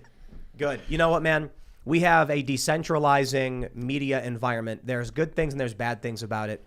With the bad is that some people, go off in rabbit holes. That can happen. But for the most part, you end up with, on YouTube and now with competition forming on Rumble, the ability to get multiple voices of differing opinions, which gives you a healthier diet. When you go on one of these platforms, and this is why I think it's bad that YouTube is censoring people, because here's the benefit. You can go on YouTube and look up something about immigration. You can find videos from me, kind of moderate. You can find videos from Crowder, more conservative, videos from Jimmy Dore, anti-establishment left, and maybe even, the Young Turks establishment left. You get all of those different views. You get a healthier diet through YouTube. YouTube censorship is turning them into everything wrong with CNN and MSNBC, that all their hosts toe the exact same line, say the exact same thing, and do not give you a healthy perspective. I like the fact that there's more websites, more channels, more personalities, that people have less centralized power in this, because now you can have people who watch this show, watch Crowder and Jimmy Dore, and be like, hey, Tim, you were wrong about this. Jimmy Dore said this and Crowder said this. And I can be like, oh, wow, good point. More voices, better. Right. Censorship, bad. Diminishing return. More voices, better. Diminishing return on that. For If sure. you have too many voices, then it becomes incoherent. Cacophony. Although, as long as you can select the way you view the voices, maybe more voices, the better. I don't understand how YouTube thinks that they could have a future when they're trying to shove down our throats this nasty crap that is CNN that people don't even want to watch in airports and hotel rooms. I think that by and Google's large. given up. I mean, their viewership is going down dramatically, as Tim just mentioned. But and this is their strategy. Whenever you look up something news related, we get CNN, something that people overwhelmingly don't like. How can a business keep again, it gets to the point. It's not a business in the usual sense, and the fact that they are continuing this trajectory of presumably hurting their customer experience and so forth indicates, for one, that that's their primary objective is to be important, because they don't really have to. They're subsidized by the most powerful company in the world, essentially. And secondly, it shows the more that they censor, it shows that they're actually betting on all of these incipient alternatives to be crushed in some fashion or another.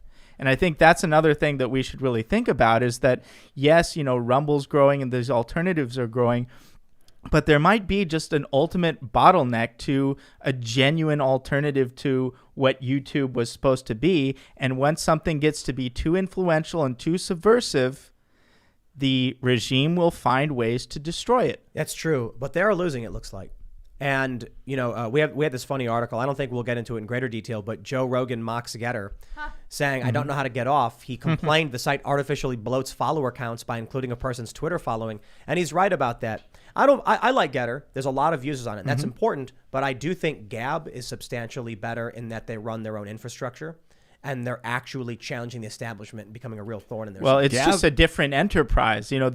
Gab is really doing a full spectrum. Like, they're taking very seriously the idea of just build your own X. And they're doing it with the platform, with the server, with the browser, with the payment process. They're going full spectrum, and they're just playing a very different game, a much more difficult game. I give them tremendous credit for Andrew Torba for his ambition, his persistence, his boldness, and I wish him all the best in it. But I really think if you want to be on the main stage as a communications platform, you're ultimately going to come up to that bottleneck of the national security state and of the regime, and they have many ways to deal with emerging threats like this. They can go after centralized services of any kind. So if you control the logins, if you control the passwords, if you store any data, the CIA can come take it at any moment. So you want to decentralize services in that manner. And they can also take your code, your source code, and force you to shut up and do what they want. And if you're the only one that has the code, they basically lock it in and they make it do what they want. So you free the code out so that if you get stuck, at least the code's still out there for people to wrap up more organizations. He's a communist. Don't listen to him. Cyber communist. I don't know. We argue about the free the code thing. I don't think it's a solution. It's for me, it's a vulnerability for the deep state to take a hold of your company if that's the only place where that code exists. I just don't. If someone builds code, the code belongs to them and to their the company. CIA. It belongs to the CIA If the when CIA it gets builds popular. it. No, if Google builds it, the CIA controls it basically. That's just theft. Unfortunately, Take a drink, everyone. Ian said free the code. And Here's another one. We need a bingo card. It's not just with, the CIA. Ian's but I talking imagine, points. along with what Darren, what you're saying is that the government does come when the organization gets big enough and will start to control it from the outside. Even look at Parler as Parler. I think it's fair to say is a joke compared to Gab, and it's a joke compared to Getter. And even in that case, when it looked like, it might be some type of threat, January 6th completely destroyed it. Yeah. On top of, I think, probably incompetence and so forth. But all it served was, there's a bunch of chatter on Parler pertaining to this insurrection event. Now, all of a sudden, it is a vehicle for threatening the national security state, and it's treated like a threat. And that gets back full circle back to the Lindell situation, is that if you are a genuine threat to the regime or in any remote sense, you become Iran.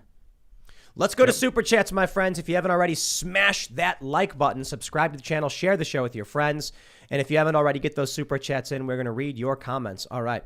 A lot of the first super chats was everyone telling us our audio was bad. Yep, and sorry. people were like, their conspiracy theory was that we purposefully had the audio bad to get a bunch of free super Yes. chats. It worked. All right.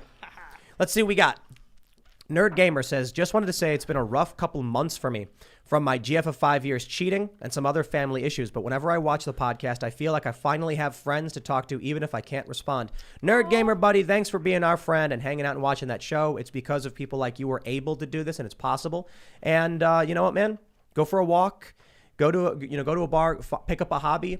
Ian and I, we like playing Magic the Gathering. Go to a game shop. You'll make a ton of friends, and that's Yeah. always really important. And the best thing is, once you're in the shop, you can put on the podcast and get a whole bunch of new friends to listen to our show, and it's great marketing. I'm just kidding, man. Oh, yeah, that's a good do idea. right by you, and we appreciate you hanging out. And we appreciate the super chat. Yeah. Dalamar says, Monday morning and over the weekend, withdraw everything from Minnesota Bank and Trust to make them insolvent. Destroy Yes. that bank. Well, I don't know about all that. All right, you guys do what you think is right, but I will tell you this. If the goal of this bank was not to generate negative press and be involved in this, then the stupidest thing to do would be to terminate a very high-profile individual's bank accounts and all of them at the same time. And now, here we are. Everyone talking about it. Congratulations, Minnesota Bank and Trust. You've put yourself in the spotlight. All right. Joe Burns says, hey, Tim and friends, can you please do a favor from one chicken fan to another? There's a breed of chicken known as showgirls. They're fluffy white chickens with naked necks and purple skin. Fans will love them. That sounds very silly. look that So up. the Black Star chickens that we have, the girls are beautiful. This is when you breed a Rhode Island Red with a barred Plymouth Rock. Oh, those are silly looking little things. That's it. The girls have like these black feathers that glisten green and purple in the light. It's crazy. neat. But the boys, they are goofy looking. They've got like brown spiky feathers on their heads that like they're all mismatched and off color Raggy. and they're silly and funny and they make funny The sounds too. showgirl's incredible. It looks like what's the Wild. dog that looks like that? The, Pomeranian or Yeah. what, poodle? Toy poodle. It looks like a poodle. The haircut's like a poodle. Goofy. So weird. interesting. All right. Ghost of Recon says public banking. You mean you want your bank to be run by politicians and have authority codified in law? Dude, you literally want communism in banking. No, I want banking to be run by no one. I mean, maybe that's what cryptocurrency is public banking. I mean, all the ledger's public, so maybe that's what that is.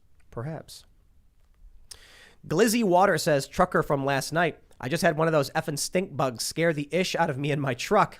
He was hiding on the cap to my drink. Ah, they're Look. the worst. They're annoying. Have you seen the stink bugs around here? Because they're in like the DC area everywhere. They call them shield bugs too because they look like little shields.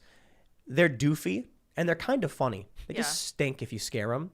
But we also have wasps out here.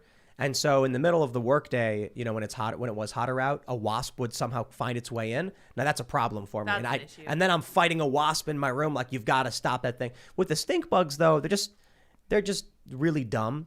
And, you know, you don't mind them. You know, they mind their own business. And one time I finished a segment because I record my segments. If you guys watch them at youtube.com/Timcast News and Timcast, I finished recording because I recorded all live. And then I saw a stink bug clapping. I don't know what it was Oh, that's actually doing. awesome. I don't know what it was Proud of actually you. doing, but it was just banging its little hands together. And I'm cute. like, yeah, they're doofy little things. And then I suck them up in the vacuum and throw them outside. They dance. They communicate with movement. Is that what they Insects do? do. It Yeah. was clapping for I've me? hung out with bugs outside, and you'll get real close and just watch them, and they'll dance back and forth, and Why then does do a that jig, sound and then so dance Ian? to the That other does side and sound do a very jig. Ian. I was also on LSD that day, but it was dancing. It was dancing. Maybe you don't actually. Maybe Makes you don't sense. know what you actually saw. I've seen it on multiple occasions. That Bees reminds do me of dance, that though? like in bees. the vlog. We had that segment where Ian was like, I was on a roof and there was a wolf spirit, and it was like I accidentally let it in my soul, and I was high. I was high that night. That explains it. Yeah, That that was explains it, THC that night. That was crazy. Oh my gosh. All right, let's see what we got. Trash Panda says, part of the reason Japan attacked Pearl Harbor was because we froze their assets after they invaded China, mess with the money, and get clapped. Is that what happened? I did not hear that. Yeah, not exactly. familiar. Well, how's that not more public knowledge? Whoa, is this true? Mr. Brightside says, Trump booed for saying he wouldn't investigate Hunter Biden.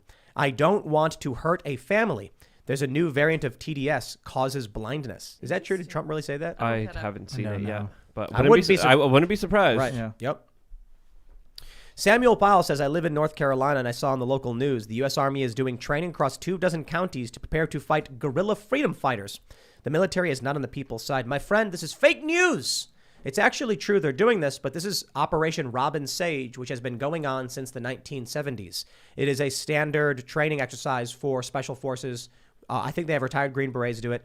They've been doing it for 50 years. It's not a new thing. It's not new, yeah. Yeah. Don't get, the media is definitely trying to hype that up. All right, let's see. Oh, yeah, this is a good one. Seth Covington says, please someone show me the video of the girl who was rubbing onions in her eyes. You remember that? I don't. On January 6th, as a woman, it's the weirdest thing. I don't think it means. I'm not saying I know what it means, but she's like, you can see her rub an onion on her eye, and then someone records her, and she's crying about something. It's a weird video. Bizarre. Strange, Yeah, but you don't know what that means. You know what I mean? Like, it's certainly weird. I can confirm in 1941, when the Japanese invaded the French colony of Indochina, the U.S. freezed their assets, cut off Japan from iron, petroleum, and tech. Yeah, and cut them off with energy, and I think that's why they needed the oil for their navy. Yep.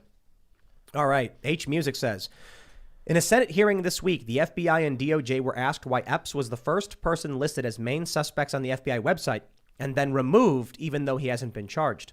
Additionally, I think it was it Ted Cruz when he said, were there any FBI agents or informants? And they said, I can't answer that question. Right. No, that's true. That was first reported at Revolver that Ray Epps, it's not like they can say we don't know who he is. He was considered to be one of the 20 most important people immediately after January 6th that they wanted to identify.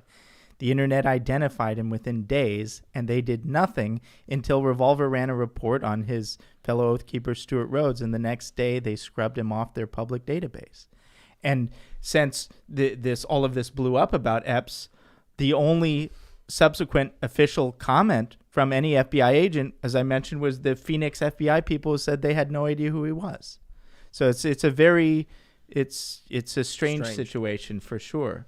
All right. Dusty says, Tim, I live in Colorado. I was going to work the National Western Stock Show this weekend and chose not to because the state and national government is going to fine $5,000 per person for not wearing a mask inside. I do not comply. Well, I'll just tell you all this. Frederick County, which is right next to us, has a mask mandate. And in Frederick proper, we got hassled over masks. And it was the weirdest thing because, like, we didn't walk into a building and just start fighting with people. Like, we walked into a restaurant. Nobody was wearing any masks except for, like, the staff members. And then they were like, put this on. And I was like, well, nobody's wearing any masks. And they were like, that's fine. They're eating. And I'm like, oh, we're here to eat. Like, they said no. So we got into it. I was just like, dude, I'm not going to do it. I'm going to leave. Because they wanted me to put the mask on literally for 5 seconds and then take it off. That to me is nonsense. Yeah.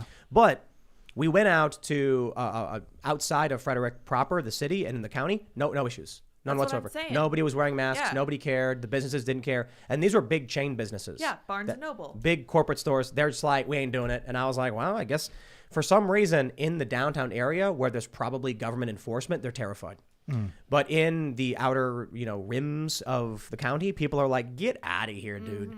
The border with Virginia is 5 minutes and West Virginia is 10 minutes. And if people if you're told to do something you don't want to do, they're going to go find the same store on the side of the river in a different state. It's that easy. We went to a sushi place and they were like, the chair was 5 feet in front of us. And they said, put the mask on. And I was like, nobody in here is wearing any masks. Can we just sit down? And they said, okay, fine. But if you get up, you got to put the mask on. And they handed me a mask. I said, okay. And then some guy at the counter yelled, put the mask on. And I said, we're going to sit down. And they were like, no, put it on now. And I was like, are you serious? And they all yell, yes. And I'm like, I'm leaving. I bet they thought insane. you were a Fed that was about to fine them if they let you walk in without your mask. Nobody was wearing masks, though. That's but they the probably thing. made them all wear one from the door to the table. That's the stupidest thing I've ever heard. So, we You're did? like a secret shopper. We drove only a few minutes because it was a border county. We're only a few minutes from the edge of the county, and we got sushi, no problem. It was quite delicious at the other restaurant. It's insane to me that they were like, if you want to walk 5 feet, you better be doing it wearing a mask. Because everybody knows what COVID floats in the sky and at 6 feet, and it's the stupidest thing, man. Look, I understand if they're like a private business wants you to wear a mask, but I'll tell you this: the government mandating vaccines or masks, in my opinion, is a violation of our right to peaceably assemble. The Supreme Court agrees with you, I believe. No, I don't Or think at they've least- ruled on this yet, but there needs to be a lawsuit over this. So I don't know who files it or how. I do not live in an area with this. Perhaps I could sue over something like that. But I wonder what would happen if I got a group of 25 people that said, we're going to be organizing a Black Lives Matter protest in this public location that is open to all members of the public. And when they say, sorry, you have to leave, I'll say why. And when they say the government is requiring that we check everyone for vaccination status, I say, aha, the government can't deny our right to peaceably assemble under 1A. And then we sue and say, the government doesn't have the right to bar your right, to take away your rights through pressuring private organizations. The Supreme Court's actually ruled that. So I'm wondering when someone's going to file a 1A argument that our right to assemble has been shut down by the government, forcing people to kick you out. So look, it's quite simple. If Burger King wants my business, but the employees there are like, I'm sorry, man, the government's making me do it. That's all I need here. And that's exactly what they've been saying.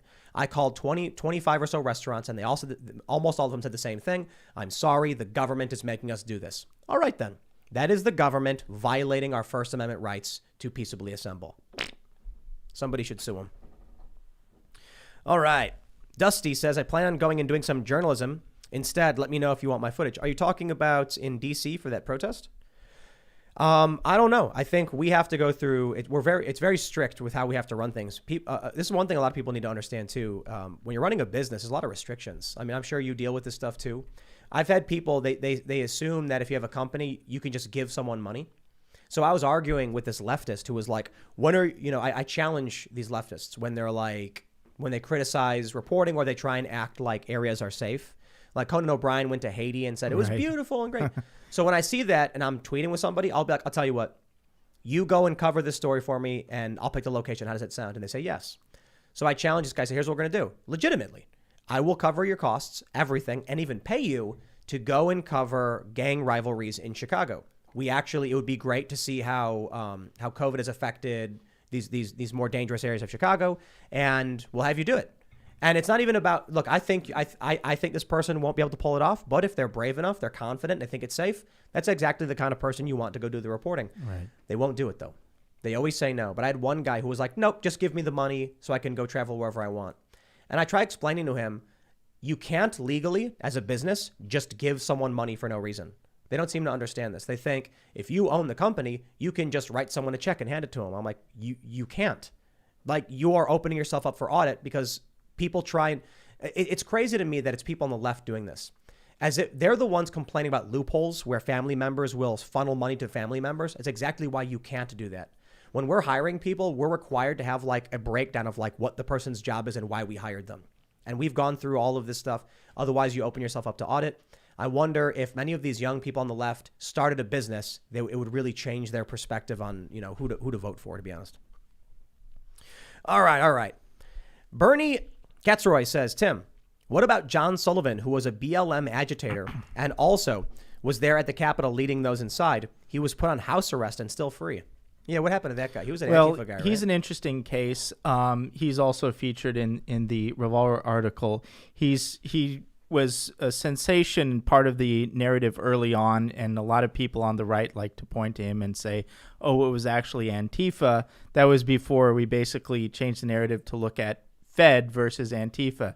And I think in the case of Sullivan, that's also consistent with Fed versus Antifa. And I'm definitely not a fan of Antifa. I think in some larger sense, Antifa is a paramilitary force of the regime, but it's also a law-breaking organization, and they also have concerns about Fed infiltration.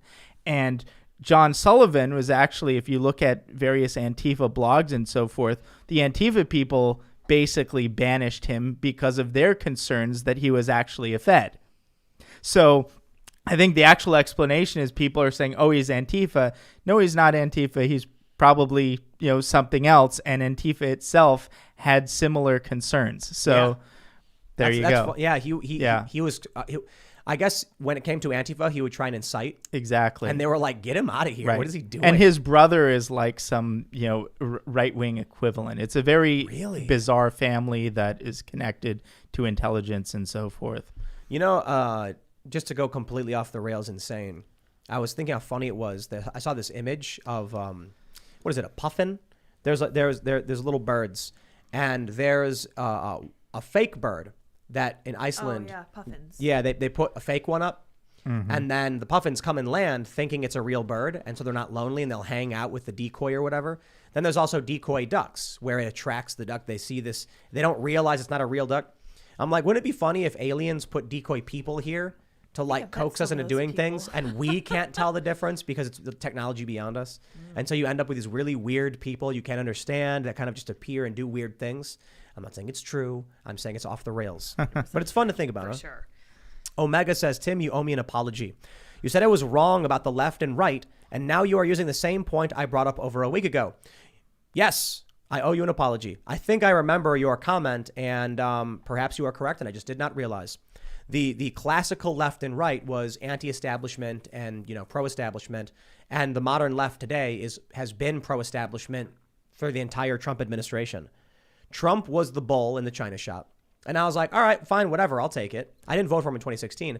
And as I've stated the other day, Trump is now a bull on fire trying to break back in. Just going crazy and enraged. And that is not the establishment. There was when Obama got into power, it seemed like all the warmongers that had coaxed Bush over there were like, yeah, let's keep it going. So they don't care what side of the aisle. They're like, everyone, let's move. Obama walked in and he's like, now that I'm president, I'm going to change things. And then they were like, no, actually, you're going to blow up kids. And he went, okay.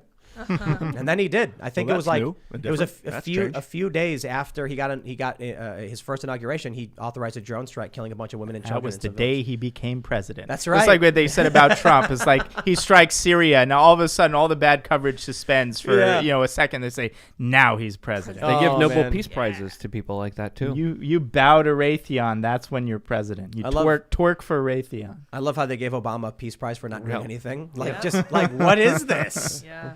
Man, the mask came off. The emperor has no clothes. All that stuff. The past few years have really shown the establishment, the regime, the cathedral, whatever, to just be a barren wasteland. They have nothing to offer. Yeah, and let's be honest, Obama was talking a good game. He was talking about ending the wars, ending the surveillance state, holding people accountable, making sure we protect civil rights and people's personal liberties, and then he did the complete opposite of that.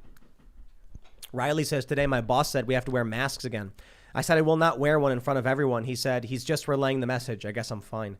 Yeah, I love that. A lot of people have pointed out that their companies come to them and say, okay, mask mandates are back, and they go, no. And the boss goes, all right, whatever. Yeah. Like, we tried. If they won't comply, we can't shut down. Sick of it. I mean, look how crazy it's getting that. Was it in California? They're having COVID-sick nurses keep working. Seattle. And Seattle? Yep. Right. Because Come they fired on, man. people over it. Well, because they don't want to shut down. Yeah, they can't. It's what Mike Rose said, that the bombs were dropping on London, and eventually people just came out of their basements like, well, what are we supposed to do? And they just lived with it. Mm-hmm.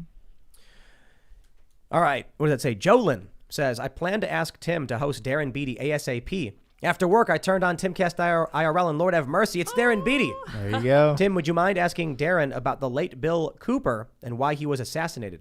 Who was Bill Cooper, and was he assassinated? Behold the Pale Horse? I don't know. Oh, all right then. Did you guys ever hear about Behold the Pale Horse? I've heard of that. What is that? Well, it's a famous conspiracy book. William Cooper was Navy intelligence, and he had some very interesting theories. His book was very fascinating to read personally. I read it before. There's a lot of crazy information surrounding Bill Cooper. Interesting. Was he going hard on 9/11? Because he died 2 months after that. Yes. Really?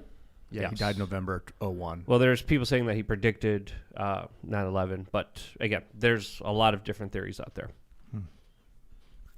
Raymond G. Stanley Jr. says, Darren with a mic drop on Newsguard. Yeah, pointing out The Economist doesn't have bylines was a real smack. Catch. Yeah. Yeah, I've actually emailed Newsguard numerous times, just like, because there's certain points where I'm like, I'll use them because, like I said, it's like a shield. It's like, hey, man, don't get mad at me. I'm using Newsguard certified sources. Even The Guardian backed up Joe Rogan's claim on myocarditis, and I think that's how you can get through the manipulation. But there have been so many stories. Like one very important one was that that BuzzFeed wrote a fake story claiming two black men got into a fight over the death for a fried chicken sandwich. They claim it was when the Popeyes chicken sandwich thing happened. And BuzzFeed wrote an article saying that a man shot another man over a fried chicken sandwich. And I reached out to the editor-in-chief at the time, and I said, not only is this story overtly false, don't you think it's a little racist to make up something like this? And he was like, well, I don't know. Seems fine to me. And I was like, wow. What the heck? So I emailed Newsguard, and I'm like, how is it that Project Veritas puts out a video and you say it's fake news, and BuzzFeed literally writes verifiably fake news you can fact check, and you guys don't care? And they give me no response. Mm-hmm. The story actually was A guy was at Popeyes and someone cut in line. An altercation broke out when he walked outside. I guess the other guy stabbed him and ran. They weren't fighting over a chicken sandwich. It was just an argument that escalated. And so the dude, like the cousin of the guy who died, came out and put a video online saying, "Stop pushing these lies, man.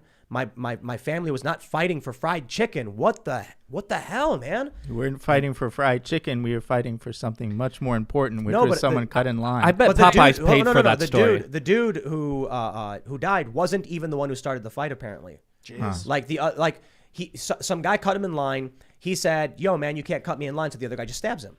Like, Street fights. They're and no so I'm joke. like, how brutal to be a regular dude just trying to go to a Popeyes. I mean, they got shrimp there too, and then to be besmirched by all these news outlets because they wanted a racist story. And then these people at BuzzFeed have the nerve to call us and other people racist or alt-right, whatever. I can't stand these scumbag, left elites who think they're better than everyone, and they say they're the anti-racists, and they do stuff like that. And the editor-in-chief doesn't do anything about it. When you said that they backed up Rogan's claim on the myocarditis, is that YouTube-friendly talking content you want to? I mean, I did a whole video on it. Oh, today you did. The Guardian published a story that said a study suggests myocarditis risk from vaccines is greater than that of COVID. Joe Rogan referenced that on his podcast. Josh Zepp said he was wrong. They pulled up a source that didn't confirm what Joe said, and Joe didn't have an answer for it. Okay. And I'll say this to Joe. I got a keyboard right here in front of me. So not only does Ian have his own computer and Luke, but I actually can pull up information that I'm familiar with. See, Joe doesn't have that. He has Jamie. Right. So often what'll happen is Joe will be like, "Hey, pull up that source." And then Jamie might pull up whatever the first source he finds, and it's not necessarily the one that Joe was talking about.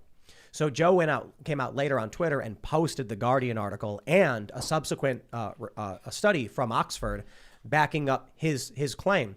And I said, this is the problem with alternative facts. Joe is not wrong when he says this thing has happened because the Guardian reported it. Josh was not wrong when he said, actually, this is true because he had a source he read as well. This is the problem with the ever-changing landscape of news media. That people will read something in the news, I read this from a credible source, and you can read the exact opposite thing a day later. So then people just fight with each other, and I don't know how you solve for that problem, to be honest. Maybe we all just have no choice but to keep communicating. Ask Bill Gates what the answers are and just believe him to whatever he says. And Michael Hayden. And Michael Hayden has veto power. Particularly Absolutely. Michael Hayden. James Clapper, too, would be Right. George Right. Soros, he knows everything. George Soros. I'm not going to look at this guy. Michael, just tell me what color it is. It's green. All right, confirmed. All right, where are we at? Let's see. We got some super chats. We'll move down. Boop, boop. We'll see what we can get. Lone Wolf says, question, if I can smell a fart through the mask, does that mean the mask is working? I tried 3, still smelled it. Sounds like I it's don't working. know. But Those are Socratean like questions. But I will tell No you, fart droplets. hold on. If you are wearing even a thin piece of cloth on your butt and you get the Hershey squirts, it will stop a whole lot of it. Okay? Will help, The yeah. droplets. And Yeah. Of the Stops droplets. the That's The right. droplets, The okay. Hershey, the droplets. Mud Gosh. butt. The droplets. No. Mud butt. There was a really funny story. We're going to get gross, but there's a really funny story that's like a classic Reddit post where a guy was like talking about how he was running down the hall in the middle of the night after eating Taco Bell or something. You get the point of the story. But it was like one of the all-time posts on Reddit. How, Just how wanted to does bring it up go? You know, No. do you want to share it? No, but I think you understand where the story's going. It's Yeah. like I ate too much Taco Bell, woke up in the middle of the night, and long story Boy. short, the underwear actually ripped. Oh, my gosh. There we go. That's what I was looking for. How did you do that? Oh my god. Welcome to the grossest part of the show. was Hey, it's awesome. Friday night. We're having a good time, huh, everybody? After hours. Holy crap. That's the first I've ever heard of that ever happening to someone. Oh, my Incredible. I'm impressed. Sir John says, I would love to hear a round table with the who's who to brainstorm how an entity would keep free speech and not draw excessive lawsuits over all the things people will be offended about. You can sue a ham sandwich, doesn't mean you're going to win. Section 230 protects them. Twitter is absolutely able to keep people on the platform. They just don't want to because they're hypocrites. And look, man, this is the problem with the right. Conservatives and libertarians did not get jobs at these companies, and thus they were taken over by leftists who do leftist things. I did do a segment, on my Timcast News channel talking about how low testosterone is likely the cause of all of our problems. And it's that there was a study that came out from the New York Times talking about how women favor banning hate speech and men favor free speech. I think this is in line with the fact that men are more likely to take risks, women are more likely to be risk averse. That being said, with the decline in testosterone and men becoming more feminine and less masculine, we're getting an imbalance where there's too much of a toxic feminine presence in government and not enough of a strong masculine presence balancing out. I personally feel like you need a matriarch and a patriarch. You need a good female like assessment of the risks and to pull back and tell the guy like, that's crazy, don't do that. But then you also need a guy who's gonna be like, no, I'm gonna jump off this cliff with a parachute. We're gonna make it happen. That is not to say that all women hate risk and all men like risk. It's just generalities. But when you get an overwhelmingly feminist system, because men are becoming weaker and weaker with low testosterone, then it stands to reason you're going to get banning of hate speech, you're going to get authoritarianism, you're going to get all of these things. I think Jordan Peterson talks about this too. Motherly-like the policies. longhouse. The longhouse. What is that? Basically, just the matriarchy of the matriarchal societies that had these longhouses where the women would basically just dictate all conversation, and everything's mediated through the social reality. And it's not its truth value, not its connection with first order reality. It's the social reality determines everything, and social harmony determines everything, and therefore conformity and consensus are dispositive. That's interesting. Hunter-gatherers, where the men would go hunt, it was not about what they thought reality was. It was the bull is charging, run. And the women would be at home talking about the men and how they want things to be. And then, so you think that aspect's taken over our society as we're more talking about it rather than dealing with what's really happening. Well, there's an interesting thing they mentioned is that more masculine societies tend to be more warlike. There's a pacifying effect to having more women involved in government, but there's an imbalance. When you have the right amount of men and women, you get less war and more stability, but still a balance of people's freedoms and rights. But when it becomes more feminine, this actually occurs in a lot of revolutions that tend towards the left. You end up with internal conflict, authoritarianism, which just makes the quality of life go down. Like China. With their one-child policy that has overwhelmingly too many males. So interestingly, I was reading about the Bolshevik Revolution. Women were kept out because they were considered to be very conservative because they did not want to be a part of the revolution. They said, we want to be safe. There's no point in striking or protesting. It's too risky for our families. And it wasn't until the food stores were getting depleted that women actually came out and protested. Similarly with the French Revolution. So you see there's an internal conflict when there's an imbalance. But to be fair, a lack of food causes imbalance. I don't think it's necessarily anything to do with men or women. I just think right now what's happening is we've known this for decades. Testosterone is going down. Men are like masculinity is on the decline. It's also being demonized. And then we're getting the rise of authoritarianism. And I think that makes sense. We need a good, healthy. And it is a feminine type of authoritarianism. It's and I think it gets to the point that we're talking about the distinction between first order reality and reality as perceived through the social system.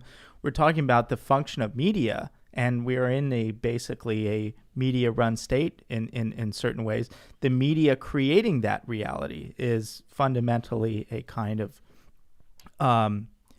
feminine mechanism, that everything's filtered through this kind of manipulative social control rather than just kind of interacting directly with reality and seeing what reality reports back. All right. Stachowski says, Tim, it's funny you talked about CIA taking over watching big companies. Some people would say you follow under that guideline. Who's your CIA agent? Ha! Very funny, guys. There is no CIA agent. But let me tell you something for real. Let's be real. We're no longer in the era where there needs to be a handler for the manipulation of media. If YouTube decides that we do the right kind of media, they'll prop us up. What you need to understand about how media manipulation works, and has probably always worked, these companies in New York don't take a journalist and then say, we want you to report propaganda for the left. They find people who are overtly leftist activists and then say, want to be a journalist? Bring them in and say, write whatever you want. Yep. That's what they do. Impact investment. So if you think this show is, like we're CIA agents, haha, it could actually just be that we do the kind of show that they want us to do. And so that's why we're not getting banned. That's why we're on YouTube. That's why we're getting views, because they've just decided behind the scenes. We don't need to have contact with them. I pointed this out before too. Can't remember who we had on the show. And I was just like, I don't know what's going on, but they certainly tolerate what I do because we're making a lot of money. We're growing and expanding. So I don't know what it is the goal of Google and the establishment is.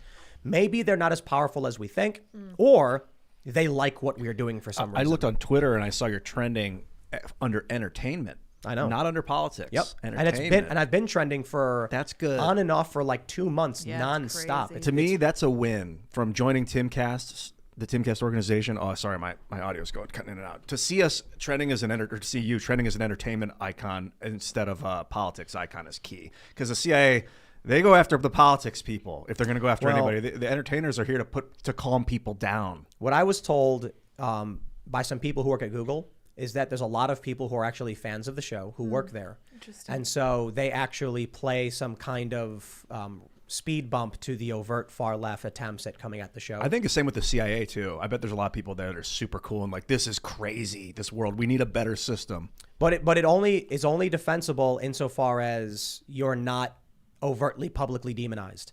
So there's probably a lot of people at YouTube who are fans of Crowder, but it's becoming increasingly hard for them to speak up in his defense because the media attacks and attacks and attacks. Same thing with Alex Jones. So it's only a matter of time for us, in my opinion, especially in 2022 with an election year. But anyway, it's Friday night, my friends. We got a lot of work to do and a lot of fun to be had. I'm going to go crack some champagne and celebrate the decline of CNN's ratings. So make sure you subscribe to this channel, smash that like button, follow us on Instagram at Timcast IRL. You can follow me at Timcast. Darren, you want to shout anything out? Yeah, follow me at Revolver.news to see all this reporting, read it, and share it with people to challenge them. What do you think about January 6th? And follow me on Twitter at Darren J. Beattie, DarrenJBeattie. Darren, thank you so much for coming. Shouts out to everyone in the comment section that's calling me Bluke. Yes, love Apparently, there was a I white started balance that. issue with my camera.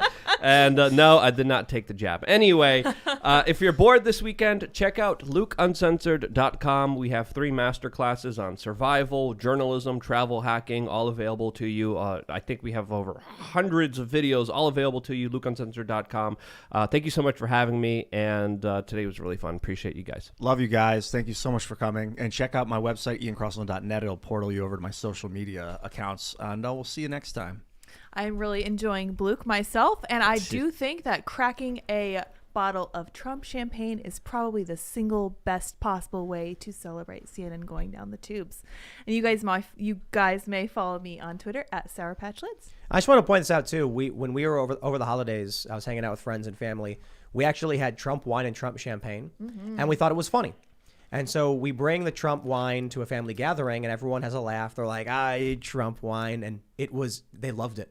The whole bottle was gone in a few minutes. So then we cracked open Trump champagne. When we came back, we brought some with us. It was delicious. I'm not a big drinker. And then we got another bottle of champagne. Didn't like it. I was like, wow. It's like, I actually liked the Trump champagne. I hear good things. But I'll leave it there. With that being said, that free shout out for Trump champagne. Thanks for hanging out, everybody. Friday night. Hope you enjoy the weekend. We will see you all. We're going to be putting up on Sunday the Sunday Uncensored episode. So you can listen to those on iTunes and Spotify. But don't forget, we got a massive library of uncensored content at timcast.com. Thanks for hanging out. We'll see you all next time.